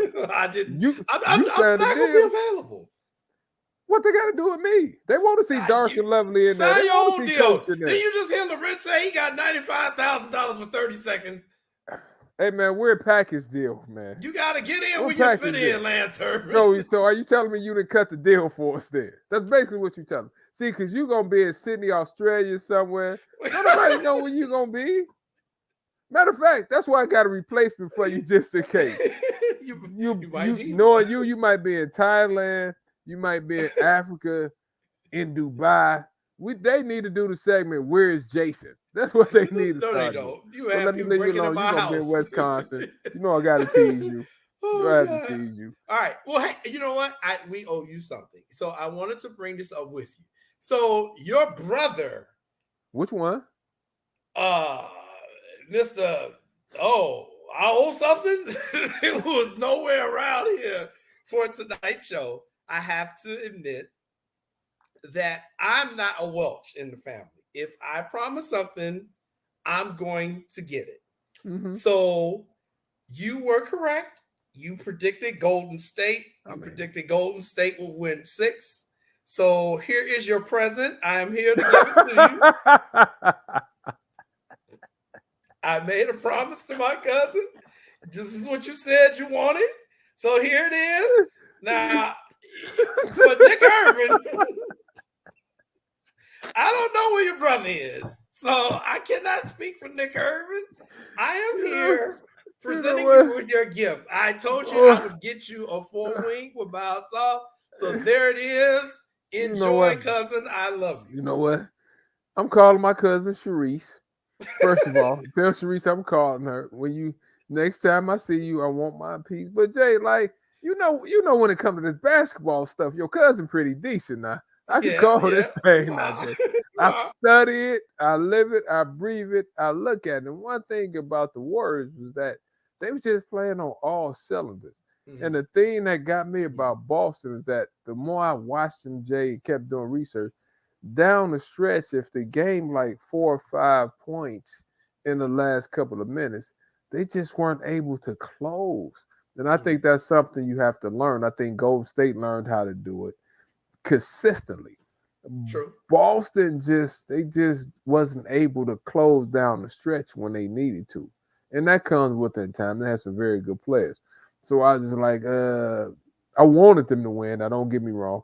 I was pulling for Ime. Great first year as a coach. You couldn't ask for a better first year than a coach. Him and Damon Stoudemire. Hopefully I can get Mighty Mouse on the show one day. Yeah. So, I mean, but Golden State just has a really good team and stuff. But I won't mind. And matter of fact, I didn't say 4 pieces. I said 8. What am I gonna do with 4 wings? Do I look like do I look like I only eat 4 wings? My wife told me I need to pick up weight. 4 wings. What 4 wings gonna do for me? What 4 wings gonna do for me? I'm sorry. That's the best I can do. I'm on a budget. I didn't get $95,000 for shooting a commercial with Michael Jordan. I'm sorry. Jay, when you heard those numbers, you should have saw the look on your face. I was stunned. I've got a good friend who's in the acting guild. Remember, we ran the commercials for my girl Deanna Foster. Yeah. And so I know if you can get in SAG, you can get, big money. I didn't know he was getting a residual check like that. But I guess if you're in a commercial with Michael Jordan and for 30 seconds, the funny thing, I don't even hear him saying he did a speaking part. He just said he was in the commercial. Jay, that and the amount of money the store is making in our neighborhood. Like every time you go in there, Jay. Yeah, that Nike store packed. It's packed. And he does a great job. That's why, you know how people gravitate for Nike and stuff like that. And that's a job that's off the radar. We don't think much about. And did you hear his package now? 401k, dental, medical, pension. Right. And some of the people get Nike shares, Jay. Well, and Lance, we keep bringing it back. This is why we're doing this show. Yeah, we're bringing on some athletes. We're bringing on some really popular people. But we want our audience to know that once the whistle stops, once you can no longer play, you got to be able to live. Everybody ain't going to be Peyton Manning and Michael Jordan where you ain't got to do nothing else the rest of your life. Most professional athletes, once their playing career is over, man, they got to get a 9 to 5, man. So you better have some skill sets. Hopefully you finished and got your degree, or you made some networking connections. I mean, Byron made great networking connections after his career was over because he was down there at University of Arkansas wasn't he like friends with the Walmart people? Yeah, he was friends. He had an internship with them. See, like that's the type of stuff that we're talking about. And one thing is that you want to continue to meet people. We all have bills we still have to pay. And that store, like Sean was saying too, people from all over the country go to that store. It's They not sure only do. city. You see people riding in, leaving out. I went in there the other day. I had to exchange some shoes. This lady walked out with about 4 or 5 bags of stuff. Yeah. I was like, Yeah. ooh, boy, they I used must to see have a that nice all the sale time. there. And you know what? And it scared me the first time I saw it. Because, you know, you see the people coming out with the boxes. I'm like, man, these food done robbed the damn store again. Should I call the police or not call? You know, I didn't know what was really going on. But then I realized, oh, wait, these people actually bought the shoes. They're like Kenwood Liquors. Remember when Kenwood used to be open on Stony Island? And you see everybody coming out there. Then people would drive from Michigan to Chicago because they were getting that cheap wholesale liquor from Kenwood. And I was like, oh, wait, it's not just a regular Nike store. It is a Nike shoe factory. So, you know, they got every model you can imagine. So people do, like you said, like Sean is right. They come from all over the place to go to that one particular store. So good job. Hey, we got to take a commercial break. And then when we come back from our commercial break, we're going to bring on the owner of Sports Zone Chicago. I got a super back, Sean Sierra, because we got a special announcement to make. And he's going to do it for us. You're watching What's Up, Cuz. AutomotiveMap.com presents the Sports Flash, powered by the Score app, Sports Zone Chicago. The White Sox are back in action tonight. They're on the road in Anaheim as they'll take on the Angels. The White Sox are currently 34-37, coming off a win yesterday that snapped a 4-game losing skid. The White Sox tonight are set to start Johnny Cueto, who is 1-4 with the White Sox with a 3.19 ERA. The Angels enter the night 35-40, coming off a win yesterday that snapped a 2-game slide. The Chicago Cubs are off today. They'll start a series tomorrow at home where they take on the Cincinnati Reds.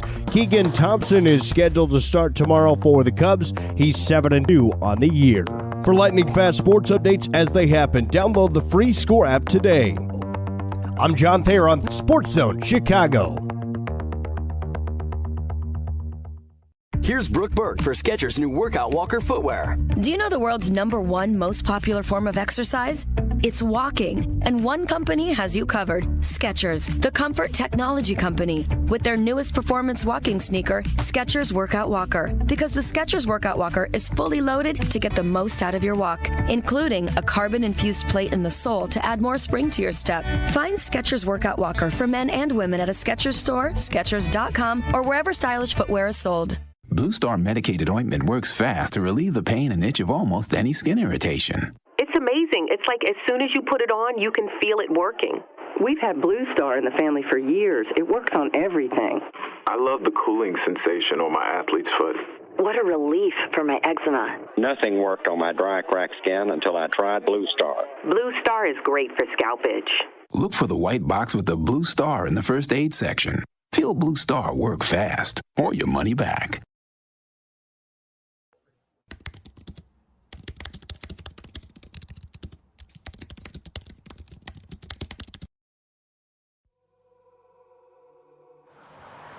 At a time when the news seems as subjective as the partisan politics dividing this country, independent professional journalism has become the resource people need to get the honest and accurate information for their lives. That's why I created JQuinnReports.com. As a born and raised Chicagoan, I know this city better than anyone. So my investigative stories are all original, and they'll go deeper to expose the truth by using information obtained from public information databases and in-depth interviews with the movers and shakers. My feature stories will introduce you to people and businesses who are changing the world, not just Chicago.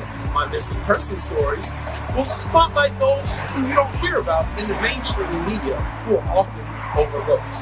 If you want to hear my personal views on things around the world, check out my blog site, which is based off of factual information and my life experiences. There's also past episodes of my weekly sports podcast show, What's Up Cuz, that I host with my real-life cousin, Lance Irvin. So if you're looking for all this information and more, check out jcoydenreports.com and follow me on Twitter at jcoyden.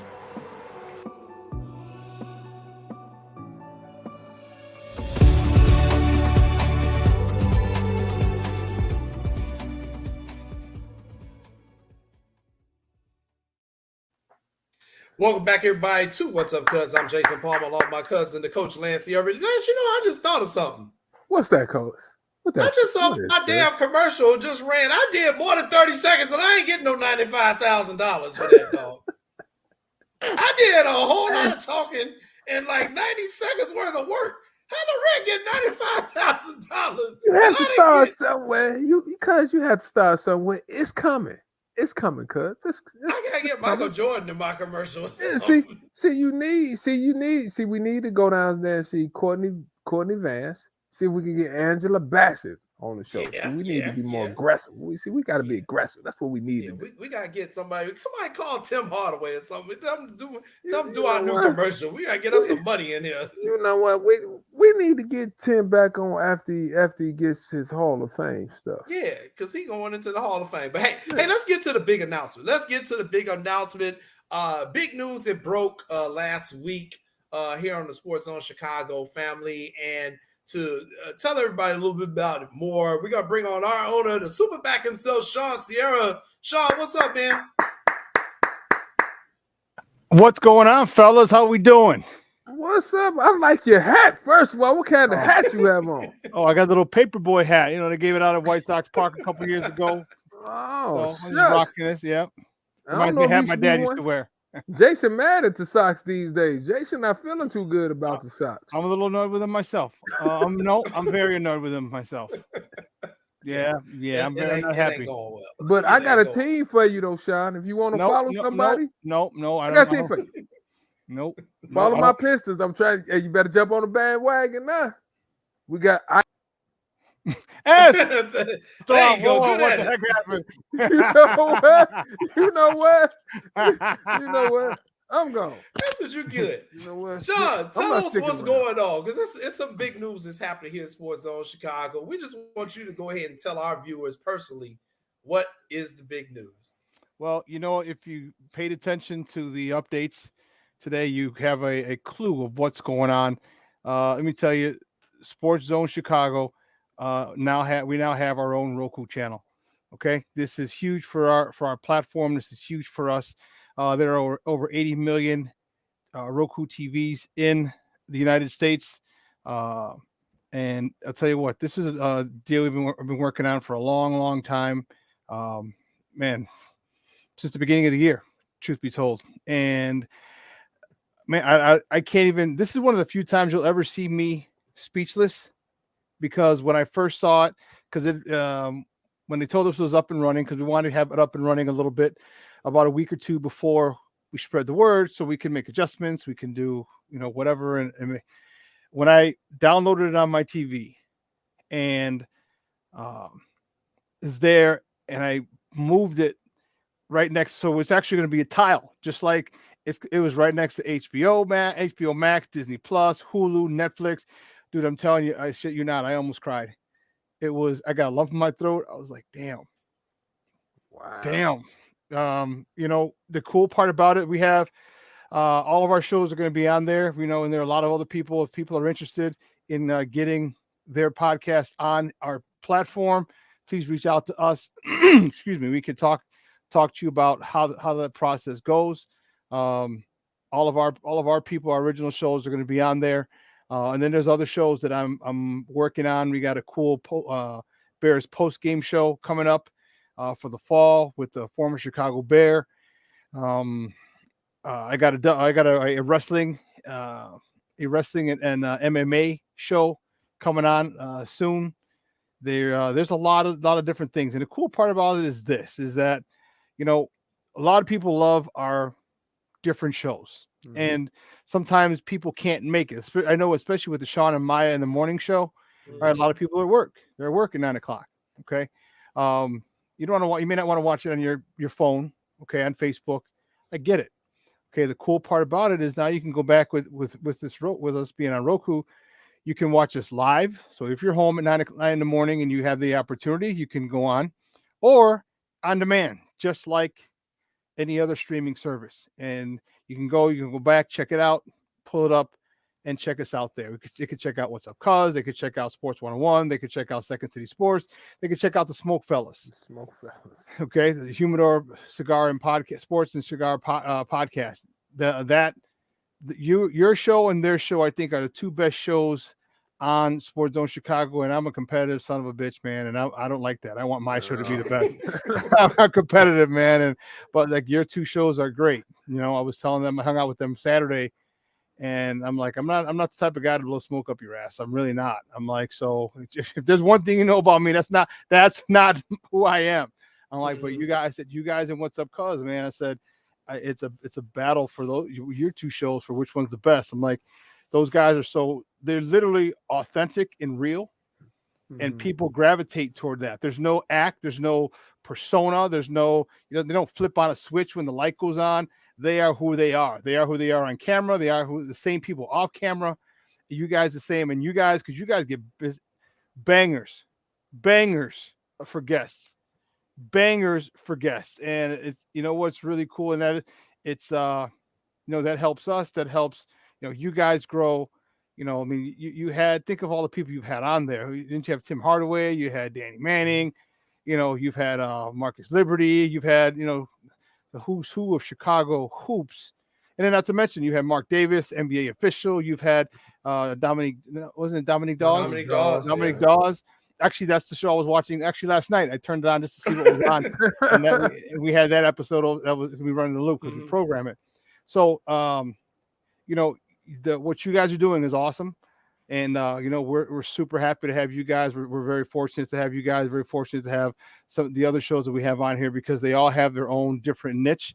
They all have their own different flavor, which I think is perfect. It's not all one to the next to the next to the next, and it's all the same shit. And people get tired of that. Chicago Sports Talk Radio is that one after the other, after this show, after this show, after this show. It's just the same thing regurgitated with different sounding voices. And for us, it's not. And that's, I think, what's so important for us. And you know what? There are people who don't like your show, but like my show. There are going to be people who don't like my show, who like the Smoke Fellas. There are going to be people who don't like the Smoke Fellas, but like Sports 101. So there's something for everybody.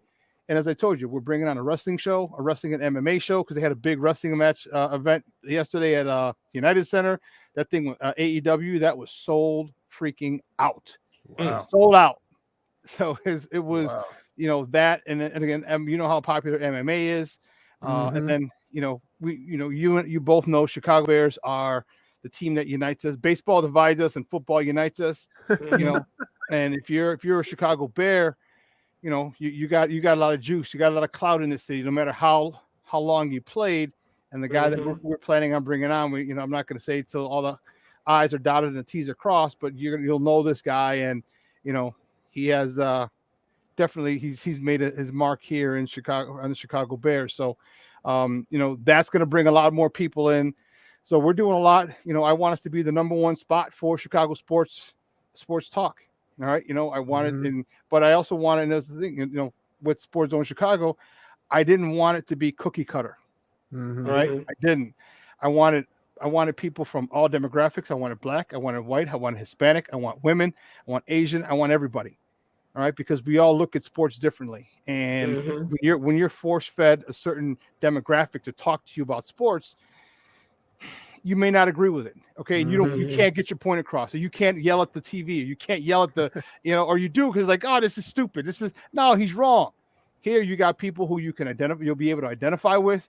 You got people who you may even know. Okay. And we know how small the South Side is. As big as the South Side is, you know how small it is. And especially with your connections, Lance, and all the people that your family has touched and has been involved in, man, it's really, really a beautiful thing that you guys are with us, that you're with us. Jason and his investigative self over there. It's Jason gets you in trouble. He gets me in trouble. Like, come on, cuz. I'm shaking my head like, oh no. I love your boss. I love your boss. She just made me mad that day. She my little sister, but she was tripping that day. But yeah, guys, here's what we want you to do. All you guys, we want you guys to download Sports Zone Chicago to all your Roku TVs in the house. What do you got? 1, 2, 4. A good friend of mine, she's like, I got 10 in the house. I'm like, first of all, how big's your damn house? If you got 10 starters.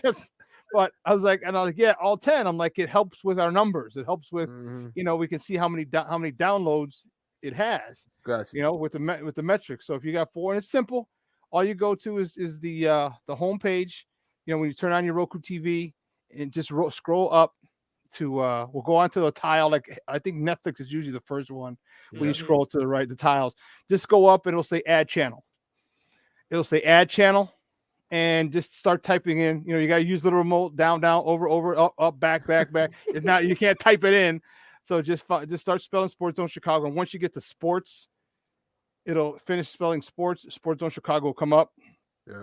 Download it. You can move it wherever. Help put it right next to Disney Plus. Do that on all your TVs for us. We appreciate it. We've been working really hard. As I said, this has been 6 months in the making. Wow. Actually, before that, we started talking 6 months ago, and it's taken this long to get on, and we got huge things coming. We got huge things coming. And what's the funniest thing about this, Shaw and Lance, is that like you said, this thing has been fluid, and you and Maya have been busting your butts to try to get this thing done for the last 6 months, and we've had dates, and we've had to move some dates around, and we were prepared. So Lance and I have our spiel, and we tell people how to watch our show and all this good stuff. And then I find out today we're right now live on Roku TV. So we're not prepared for this. We don't have our proper. You don't have your proper makeup? You don't have your proper makeup on? We don't have our makeup. We had to scramble to try to get lighting to make sure we look like we're supposed to be looking in front of 80 million people. Man. And we was expecting this to happen July the 11th. And then we get ready to go live, and we're like, hey, man, we on Roku. I said, Jason, what are you talking about? This was like, didn't I, Jason? I said, oh, really? Really? So, yes, hey, we are live on Roku now, and the cool part about it is that we're still in the process of programming everything. Okay, we want everyone to download it, watch it on their TV. But July 1st, so Friday, is the day where we want everyone, if you're home, if you're home or you have the ability to watch us on TV, okay, to start doing so. That would be cool. And I know if you're at work, a lot of people will tune into Facebook or YouTube at work and do that and keep watching. If that's the way you can watch it, cool. Okay, if you can't, and I know a lot of my friends, when I told them, they're like, oh, damn, dude, I can watch it when I get home. I'm like, that's exactly what I'm talking about. That's what we need. And, you may have your man cave. The kids got the big TV because they're playing the video games. The wife got the one in the bedroom because she's watching her Netflix series. She's binge watching over there. You're like, all right, let me go to my man cave and watch it in silence because everybody else got their own thing. I'm gonna have my own thing. So I know a lot of my friends are doing that. They have a few TVs, a few smart TVs with Roku on it, and they're doing all that, and they'll be able to catch me in, even if it's just a little bit, 20 minutes, half hour. We appreciate everything, and it's really taken Sports Zone Chicago to the next level. We're the first ones to have a Roku channel. We are, here's the cool part is that when people, like I said, like I got friends, and just like you guys have friends all over the country, all over the world, and if they can't catch it, they can always go back. And I know, again, you could always do it on your computer, you could do it on your phone, but there's nothing like sitting in front of your TV, popping that thing on, like, damn, that's my guy. Yeah, that's the dude that dude got drunk. Me and him got drunk all the time together. That fool, you know what I mean? And you tell, and that's what it looks like when you know. That's it. That's it on the TV at my house. That's my house, and that's my actual TV. Don't y'all be trying to break in my damn house, by the way. But that's my house. That's my TV. And you see, I got it on there. I got a Roku TV, and there it is. So, yeah, man, it's just really huge. And Lance and I just want to thank you and Maya again for the opportunity. This has been really big for us. And, we started this thing. And as Lance said tonight at the beginning of the show, it's coming up on 2 years for us. And it's just flown by. And we had some challenges just getting it approved so that we could do it. But we've made this thing happen. And it's been fun. And it's been one of the great moments of my career, and I'm sure Lance can say the same. And we just want to really thank you guys. So thank you so much, Sean, for joining us just here for a few minutes. And now me and Lance, we're gonna get back to work. We're gonna finish up this show. Real quick, 8 minutes. Real quick. I forgot. There's another announcement. Hold on, one quick. Go back to that picture that you had of the TV. Gotcha. So guys, if you see it and you go, it says my rating. Do me a favor. Oh yeah. go and give it 5 stars, please.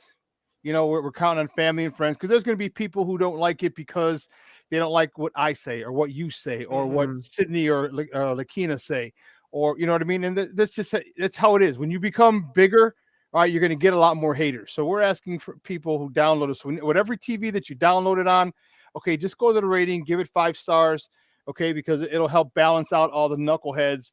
And you know how it is. You know, knuckleheads they're everywhere, and they're gonna just do some stupid shit. And you know, oh, you said this, and you guys are this, and this, and I'm giving you 1 star. You know, like a Yelp review. All right, so kind of help balance that out. Download it on every TV you have in the house, but also make sure that you give us a 5-star rating on each TV that you download it on, and that'll really, really help us out moving forward. Now, why you gonna bust me out, man? You see my thing says not rated right there on the damn screen. Now everybody like, Jason didn't even rate his own app yet. Oh, because you know, because you know what? Jason got a call, like there's a story, he's like, I gotta run. And he was gone. He was gone. They're about to mess up the crime scene, and Jason's like, don't touch the crime scene. I got a report on it, damn it. Go ahead, Lance. What we gonna say?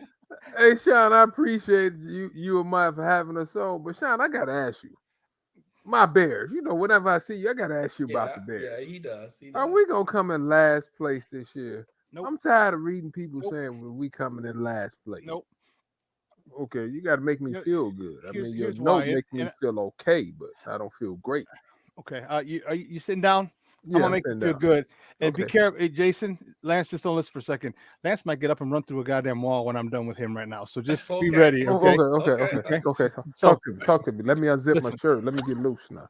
Listen, if you would have said, well, yeah, Sean in there? Is that what you say, Sean? Sean? Oh, Sean. I was like, damn, you got Sean? I was like, damn, Lance. Okay. All right. Okay. You are the big boss, though. Next time I'm gonna put an N on there. Go ahead. I just taking up my markers, and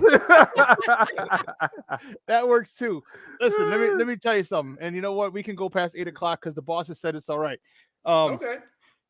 Here's why they're going to be. I'm not putting them in the NFC Championship game. I'm not putting them in the Super Bowl. Okay, I'm not. But they're going to be a competitive team, and let me tell you why. I think Cornelius Squalls said it on the show on my show, and he said, people don't understand. Lance, you know this 100%. People don't understand how good coaching affects a team. We've had shitty coaching for the last 3 years. 2018, it was good. No one knew who he was. He was able to make. But look at the horseshit coaching that we've had for the last 3 years. Think of how bad we were, okay? And then look at this new coaching staff, okay? This new coaching staff is holding people accountable. He's telling you in the media, get your track shoes ready because we're running. He's taking it back. Look what this guy did with guys in Indianapolis. And I know he's not the defensive coordinator, but the defensive coordinator was with him in Indianapolis, so he knows exactly what this guy wants. Mm-hmm. He had no stars, and he turned a couple of guys into stars because it's not. You don't need to be a first-team All-American, a first-team All-Pro to hustle. You don't need to be a first-round draft pick to go after the ball and knock the ball out. This is coaching, and the players bought into his coaching. So he didn't have half as much talent as he has now. I know he had Darius Leonard, but Darius Leonard grew in that system. Darius Leonard wasn't a big name coming out of college. Okay. Mm-hmm. We got Roquan Smith. True.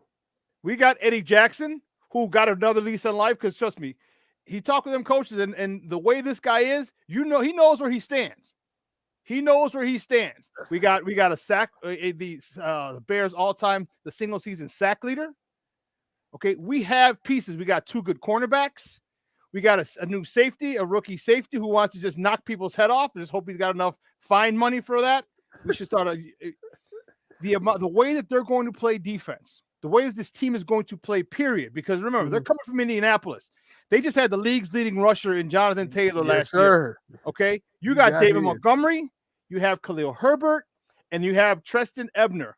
These guys, and I'm telling you, as much as I love David Montgomery, I think he's a top 10, maybe even top 5 back in the NFL. The 2 guys behind him are actually better zone running scheme, better zone blocking, better runners in a zone blocking scheme, much better. Hey, Treston Ebner ran that in college, and Treston Ebner is a home run hitter. So you got this. You know, I still don't like the fact that they did not get a number one receiver. I wanted that 6'4", 6'5" guy to go get it. I wanted it. But here's why I'm gonna be lenient with it.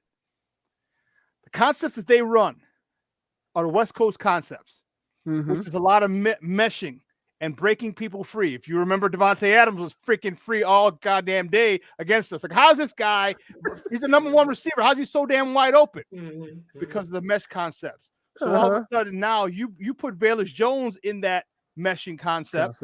And that dude, and we had a few guys who were covered. We had Herb Howard from the Bigs. We had Zach Pearson. Okay, we've had who was the others? One more guy who was down there. Shoot, I can't remember who it was. Who was at Bears camp?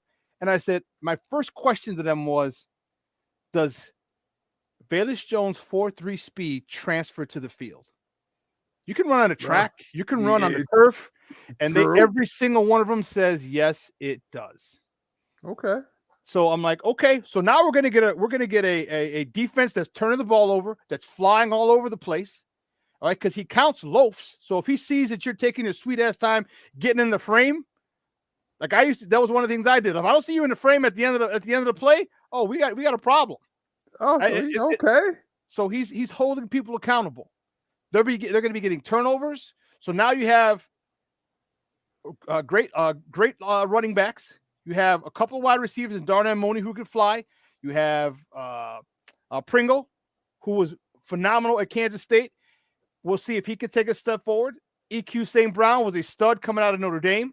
He got on Karen Rodgers' bad side up there, so he didn't get throwing the ball. We know how petty Karen Rodgers can be. He takes a step forward. He already knows the offense. And then you got Velus Jones. So you got some speedsters running. Okay, now I just need that 6'4", 6'5" guy on the edge, but we'll wait. And you still got a quarterback who runs a 4.4 if those guys can somehow be covered. You still have a quarterback. So, Sean, will we be able to block for the quarterback? Yes. Here's why. Don't get me because I'm concerned now. There's no need to be concerned. Okay. Right? You got Larry Borum. You got. Hey, I'm writing this down. Hey, don't worry. We got to record it. You can go back and listen to it. Oh, yeah. What's the Ruco? You're right. My bad. My bad. I don't have to take They're going to run the ball to the point where Tevin Jenkins, Larry Borum have a very nasty disposition. That was one of the things that was one of their biggest strengths. They moved people, but they did it in a very nasty way. Like you just slapped their mama. Okay. Those are the type of offensive linemen I loved. I used to love to play behind. That. You loved it. So now you're getting these guys on the move, and they get to use the defensive line's momentum against them because they're going on a 45-degree angle, right or left. And if you have a certain gap that you have to cover as a defensive lineman, you have to sprint to beat him there. And if you have to get that hole, that gap, no problem. They're just going to keep pushing you, and the hole opens up backside. Watch how many cutbacks they're going to be this year. Okay, watch how many. So now you have a guys who are going to run the ball. They're going to pound it. And I can tell you from experience, I've seen defensive linemen in the look in their eyes in the end of games. And Armando Lara Jr. was one of my offensive linemen when I played with the Chargers.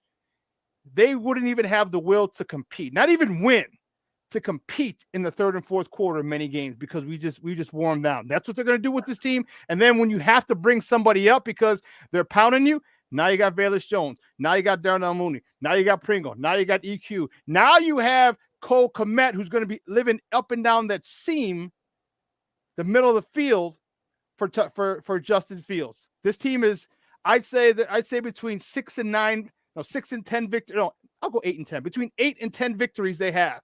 If this offense starts gelling quicker, I might even go 12.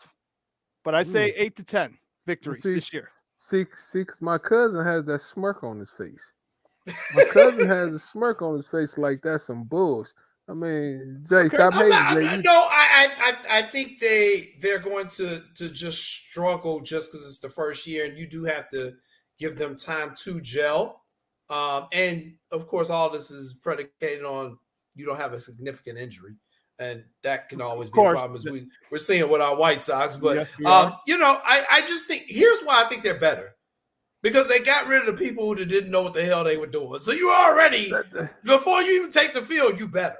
Now let's just see if the results can change. I got some concerns still. I'm not as optimistic as Sean, but I think they're going to be better just because they don't have them two knuckleheads running things. You got people in there now who actually know what the hell they're doing, which is all we wanted in the first place. So, I think they're going to be a lot better. It's going to be fun. And the best part about it is it's going to be fun to talk about them again. It got freaking depressing. Oh my goodness. To just talk about them last year. I thought Sean and Irvin were going to absolutely have a heart attack on the air. Because that's how bad it got. And it was just like, it's kind of like how I'm feeling right now about the White Sox. I'm like, y'all ain't fun no more. And you have to make those changes. So I hope it happens, man. I think the city needs it. Here's another thing. When the Bulls are winning the championship, who was the hardest working player at practice? The leader, Jordan. Bingo. I was about to say. Bingo. Justin Fields is the hardest working guy. Every single person that they've interviewed. Darnell Mooney was on the Red Line podcast for Barstool. They interviewed some of his coaches. Every single one of them to a man said he is Philo. He is a first in, last out. This guy understands the position. He understands to be great. Okay, there was they did an interview. I forgot who was interviewing Ray Lewis, and he was talking about when he came into the league, and he said his first year or two in the league, he goes, Ed Reed didn't have any furniture in his house. He's like, dude, you got a big ass house. What the hell? He goes, what do I need furniture for? He goes, I need shit back here. He goes, because I need to watch film. He goes, you know why? Because Peyton Manning's watching film right now too, and I need to watch film. I need to, and he said he had that clicker. He goes, his clicker. He goes, I don't even know how he had a thumb left. He goes, he just kept going back and forth watching film. This is what Justin Fields is doing. Justin Fields is organizing just down in Georgia, I believe. Georgia.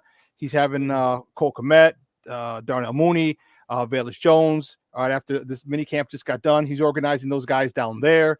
That's a leader. That's a leader. And this we didn't have that before. He's trying to shorten the learning curve as fast as possible. He's been a winner his whole life, from high school to college to now. Last year was not, he won't say that he hated those coaches and they suck, because he's been properly coached. Yeah, but listen to what he's saying. He says it without saying it, and he's happy with the situation now, and he wants to accept his role. Remember what he said? He goes, I didn't know if I was going to be the leader. I didn't know what role I was, blah, blah, blah, blah. You know as well as I do, as a team, if you have a team, Lance, tell me if I'm wrong, you have to give, and everyone has to know their role. Know your role, jabroni, shut your mouth. But you have to know your role. When you know your role, that's all you're going to do. They didn't ask Dennis Rodman to hit threes, although he tried to. Do your job. Okay, do your job. I need you to do this. Yeah. And when you have your roles, everybody falls in line. They didn't ask Steve Kerr to get down there and post people up. They didn't ask him to do that. They said, stay your ass out by the line. Okay, Mike's going to drive. Scott's going to drive. They're going to kick out to you. You're going to hit a three. Got it? Got it. You're going to come off screens when we need you. Hit a three. Got it? Got it. That was his role. Everybody's going to have a role now on this team. I just had to ask you about my Bears, Jay. I apologize, Jay. No, that's great. I got no early about my Bears. We on Roku TV now, Sean. Already big time doesn't make us work harder. He's like, we'll go over the time. We on Roku. I had to ask about my Bears, Jay, because y'all know I get sensitive when my Bears lose. I get a little sensitive now. You and me both. I'm a different person. I need to know, because I'm getting sick and tired of the Bears not being relevant now. Even though a couple of years ago made the playoffs, but I need my Bears. Hey, Sean, I wrote everything down you said. The hardest worker on that team is the quarterback, is the leader. That's Jay, what you want. And I want to see my cutbacks too now. Well, I'm telling you.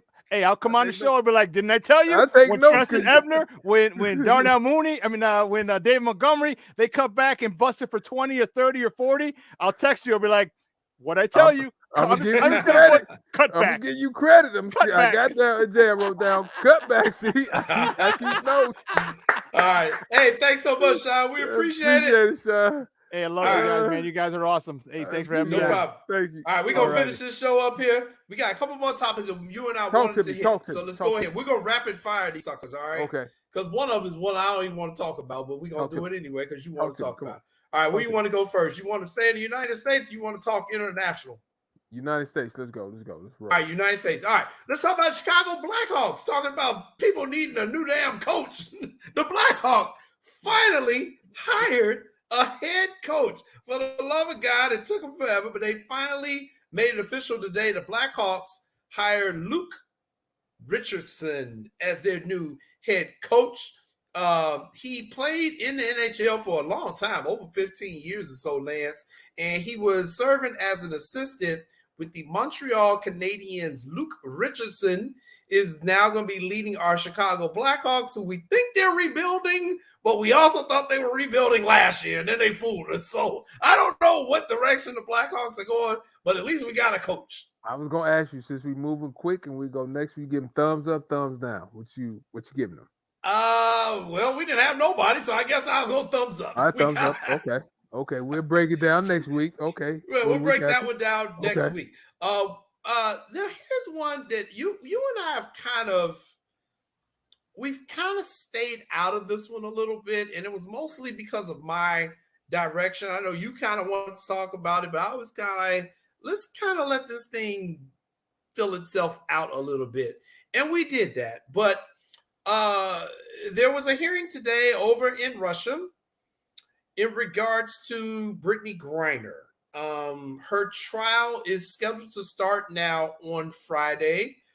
Brittany Griner being held over in Russia. She's being accused of having an illegal substance in what is basically what I can describe as a vape pen. That she had some liquid marijuana residue inside the vape pen. She's been in custody over there for, oh my God, I think the past 4 months. About 130 days.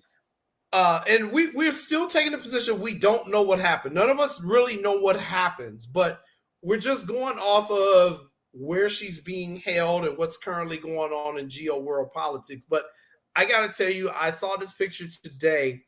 This was really like the first kind of footage we've had of her recently. And she had a hearing, I guess like a pretrial hearing today, because the court case starts Friday. But this picture actually kind of hurt my feelings when I saw it. This was Brittany Griner today being brought into the courtroom. And just the look on her face, that really gives me some concern. I think that is a genuine look of fear. This is a woman who's a international athlete, for the love of God. And just to see this look on her face as she's facing possibly 10 years in a Russian prison. And what makes this really scary is that only 1% of the people who go to trial in Russia are ever found not guilty. So it's almost like they're preparing us for her to be found guilty. And then this is going to turn, well, it's already turned into that, but it's going to be a political situation. And that's what scares me, because now you're talking about who is the United States going to have to give up in order to get Brittany Griner back. And there's, I don't want to get too much in the geopolitics spy world thing about this, but let's be honest, both countries are doing stuff. Both countries got people from the other side. And now you have to try to weigh, unfortunately, how much is this basketball player going to be worth if they trying to get a nuclear scientist or some crazy stuff like that. You see what I'm saying? So this thing is still sticky, which is why we kind of haven't really talked about it. Yeah, and you said it as well as I could say it, Jay. I was like, is she a political pawn in this situation? You just don't know. But I feel bad for her because she's been over there, Jay, between, like you said, between like 120 and 130 days. That's a long time. So, you know, and I'm praying for her because you want her to come home, right? You know, she was playing over in Russia. She's having a good career over there. So you want everybody to come back home safely. So I'm just praying for her. And I just had to ask about it. And I keep on thinking about her. I think deep down inside, she's a good person from what I've been reading and hearing. Right. And I mean, we don't know what happened But Exactly. you know, you're over there in Russia, and again, I do a lot of international travel. I just try to tell Americans, just be careful no matter what country you go into. Because Man. once you leave these borders, man, the rules are completely different, and you don't want to end up in a situation like she's unfortunately in. And I'm not blaming her for it at all. Don't get me wrong, people. I'm really disturbed by this and what's going on with her. I've interviewed Brittany Griner myself when I covered the WNBA. Very nice young lady, actually kind of shy, more of an introvert more than anything else, believe it or not. But that's what I heard. Yeah, I'm just really concerned about this thing because it's gotten so political, and we know what's going on right now between Russia and Ukraine and Russia and the United States. So just really disturbing when I saw that picture today. Let's go to something you wanted to talk about. Deshaun Watson, the former quarterback of the Houston Texans, who's now the quarterback of the Cleveland Browns. He settled 20 of the 24 lawsuits that were filed against him for inappropriate touching. I don't even know how we're describing this thing now. He was never charged with a crime, but he got 24 women who said he wanted more than a massage when they were giving him a massage. Jay, I mean, he settled 20 of 24 of them, right? And some people saying did the team know, like he was going on Instagram booking his massages versus going through the team. So this is it's just crazy, Jay. Then he has to meet with the NFL. And I mean, it's a sticky situation, Jay. And hopefully some more facts will come out stuff. But whoo, that's tough, Jay. When you settle 20 out of 24, I mean, I don't know. That disturbs me. Jay, that's all I'm saying now, Jay. When I heard, I was like, well, like what you just said, when I found out that he wasn't going through the team service masseuse, because all these teams have them, and he was booking them kind of on his own. I was like, uh-oh. I mean, I still think there's some stuff going on here with this former owner at Houston. I think they kind of knew what was going on a little bit, and they kind of threw him under the bus. You never really know with some of these cases, but that did concern me because it's like, man, you got to use the proper protocols just so if you stuff use like this don't happen. Proper protocol in the team facility. Yeah. Then you stay away from some of the stuff, I think. Yeah, I think. But I mean, we'll see, Jay. We'll see. The other cases still out there. There's people suing the Houston Texans now too, also. Yeah. So hopefully we'll figure out more in the next weeks or months to come. But this is interesting. I got a feeling that all this stuff is gonna get settled because you talk about too much money and everybody here is rich. So I got the feeling it's just going to be a whole lot of payments. We may never really know 100%, but there's always that one or two wild card out there who'll be like, yes, don't pay me. I'll write my book. I get more from my book. Okay, we'll see. Right. You never know. So we'll see. All right. And our last topic, and just in time, our guy Sudi Davis checks in and says, sorry, I'm late. Sudi, you're just on time because our final topic is Lance Irvin's favorite track star, Sha'Carri Richardson. Ooh, I'm gonna stop laughing. I need to stop laughing. We told y'all last year that there was something not right about this young lady, and people. What we having coach on? I don't know. But I blame you. I blame you. Don't blame me. I didn't do it. I do blame you because I told you won't listen to your cousin. Call to be her publicist. I keep telling you, call and give us some media training. Like her last rant, and hopefully we can talk about this more next week. Yeah. I didn't think it was that bad, but stop coming across as a sore loser. When you lose in the early round, stop doing that, Jay. Like, take your loss and just, man, I didn't run well today. Hopefully I'll do better the next day. Like, would you please give us some media training? Well, here's the problem with that, Lance. Here's the problem with that. She got the best media trainer in the world. She a Nike person. She had a Nike contract. You mean tell me Nike ain't got no PR people telling this girl, look, just shut up and run and run your race and work on your skills. She doesn't listen, man. She's not listening. She's not listening. And I agree with you, Coach Sudi. She ain't the one. No. I think we put too much on her, and it ain't good right now. We need to. I'm gonna hold my comments until we get Coach on. Go ahead and finish. Well, here's the thing. So here's the facts. The USA Track and Field Championships were this past weekend. Sha'Carri didn't even make it to the final round in the 100 meter or the 200 meter. She finished in 5th place. She didn't even make it to the finals. And she had a couple of events weeks before this too, tuning up for this stuff too now. Well, tuning up is kind of a stretch because the quality of the opponents. That's why I said tuning up. That's why I said tuning up. I mean, who are you running against? You know, that's my fear with Dylan Cease right now. He looked great against the Orioles. What you gonna do against the Astros? Some days you make too much sense, man. Too much sense. But now, Jay, we need to talk about. I don't know, Jay. Did you really call that a rat that she had? I mean, I didn't think it was bad, but I was like, So she lost the race. She lost the race. She wouldn't talk to the press. She didn't want to talk to the press. Okay, cool. Don't talk to us. Don't talk to him. So she lost the second race. So, of course, they still there. They want to ask her questions because you've been talking big stuff. Plus, she wore an outfit. People said she looked like a stripper. I didn't think she looked like a stripper. I thought she was just being her own unique self. There you go. You know, I think she's now turned a lot of the people who were trying to give her the benefit of the doubt. I think because she's opened her mouth so much, those people are now kind of backing away from her. And it's just not good. And that's, I think, is what's really her biggest problem is that, you know, she's talking too much. You shouldn't say nothing.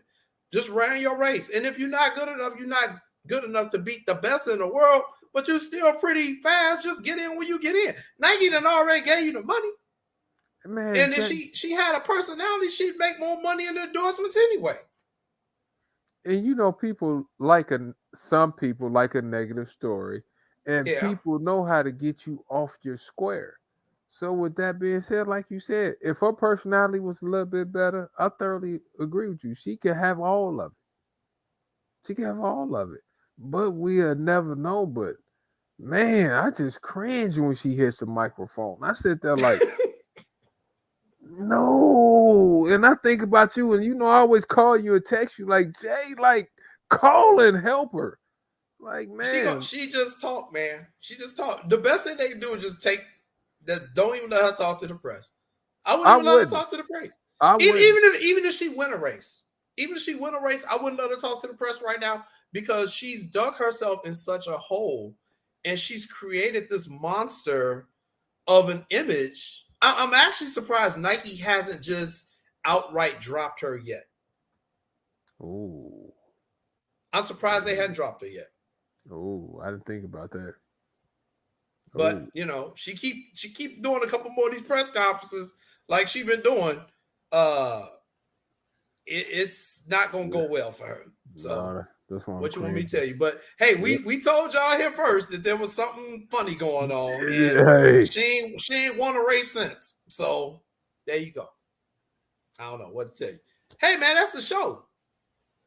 Dang, Jay, it went back quick to them. We've been on for a while. Ooh, yeah, man, we've been on for a while. Ooh. Hey, we want to thank our guests again. Laurent Crawford came on. We want to thank Sean Sierra for jumping on and telling us the big news. We are now on Roku TV. Go ahead and download that on your Roku TV. We got potential for 80 million people to start watching. I got to start dressing up better, man. Hey, we got to coordinate this. I know I got to get my backdrop right, but, you know, I like being myself. And, you know, and next time we on after July 4th, right? You're right. We're off next week. We got to talk about my Pistons. See, y'all trying to die. Really out of time tonight, folks. It's so great to have you on. My name is Jason Palmer. I'd like to thank you for tuning in to What's Up, Cuz, with my cousin, Lance C. Irvin. We will see you all again for our next live show on July the 11th on Roku TV. Remember, download the Sports Zone Chicago app. You can also check us out on Facebook Live. and on the Sports Zone Chicago YouTube page. Everyone, please be safe out there. We know July 4th is coming. The Shorties got fireworks. They already shooting them all. I think they started June 12th. So just be careful out there with fireworks. Everybody come back with your fingers and your toes. Be careful out there. Celebrate safely. Don't drink and drive. All that good stuff. Try to enjoy the holiday. Lance and I will see you 2 weeks from tonight at 6:00 p.m. Central Time for the next episode of What's Up, Cuz. For our producer and owner, Sean Sierra, I'm Jason Palmer. He is Lance C. Irvin, a.k.a. the coach. Let's get it, cuz. Great show tonight. We'll see y'all next week. Peace.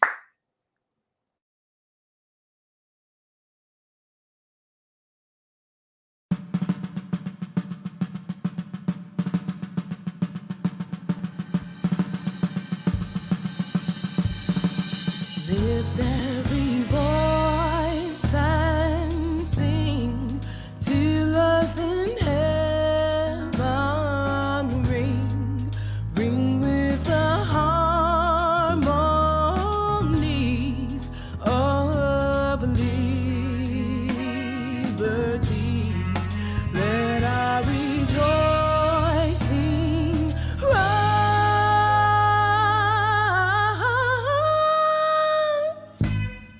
high as the listening skies.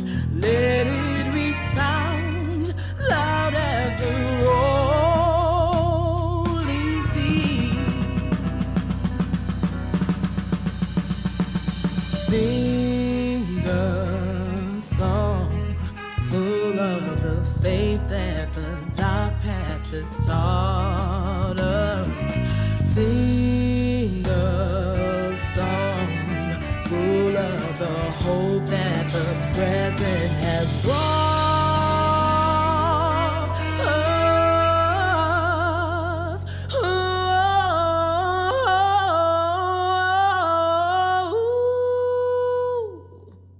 Facing the rising sun of a new day begun, we will march on to victory. We will march on to victory. Let us march on to victory.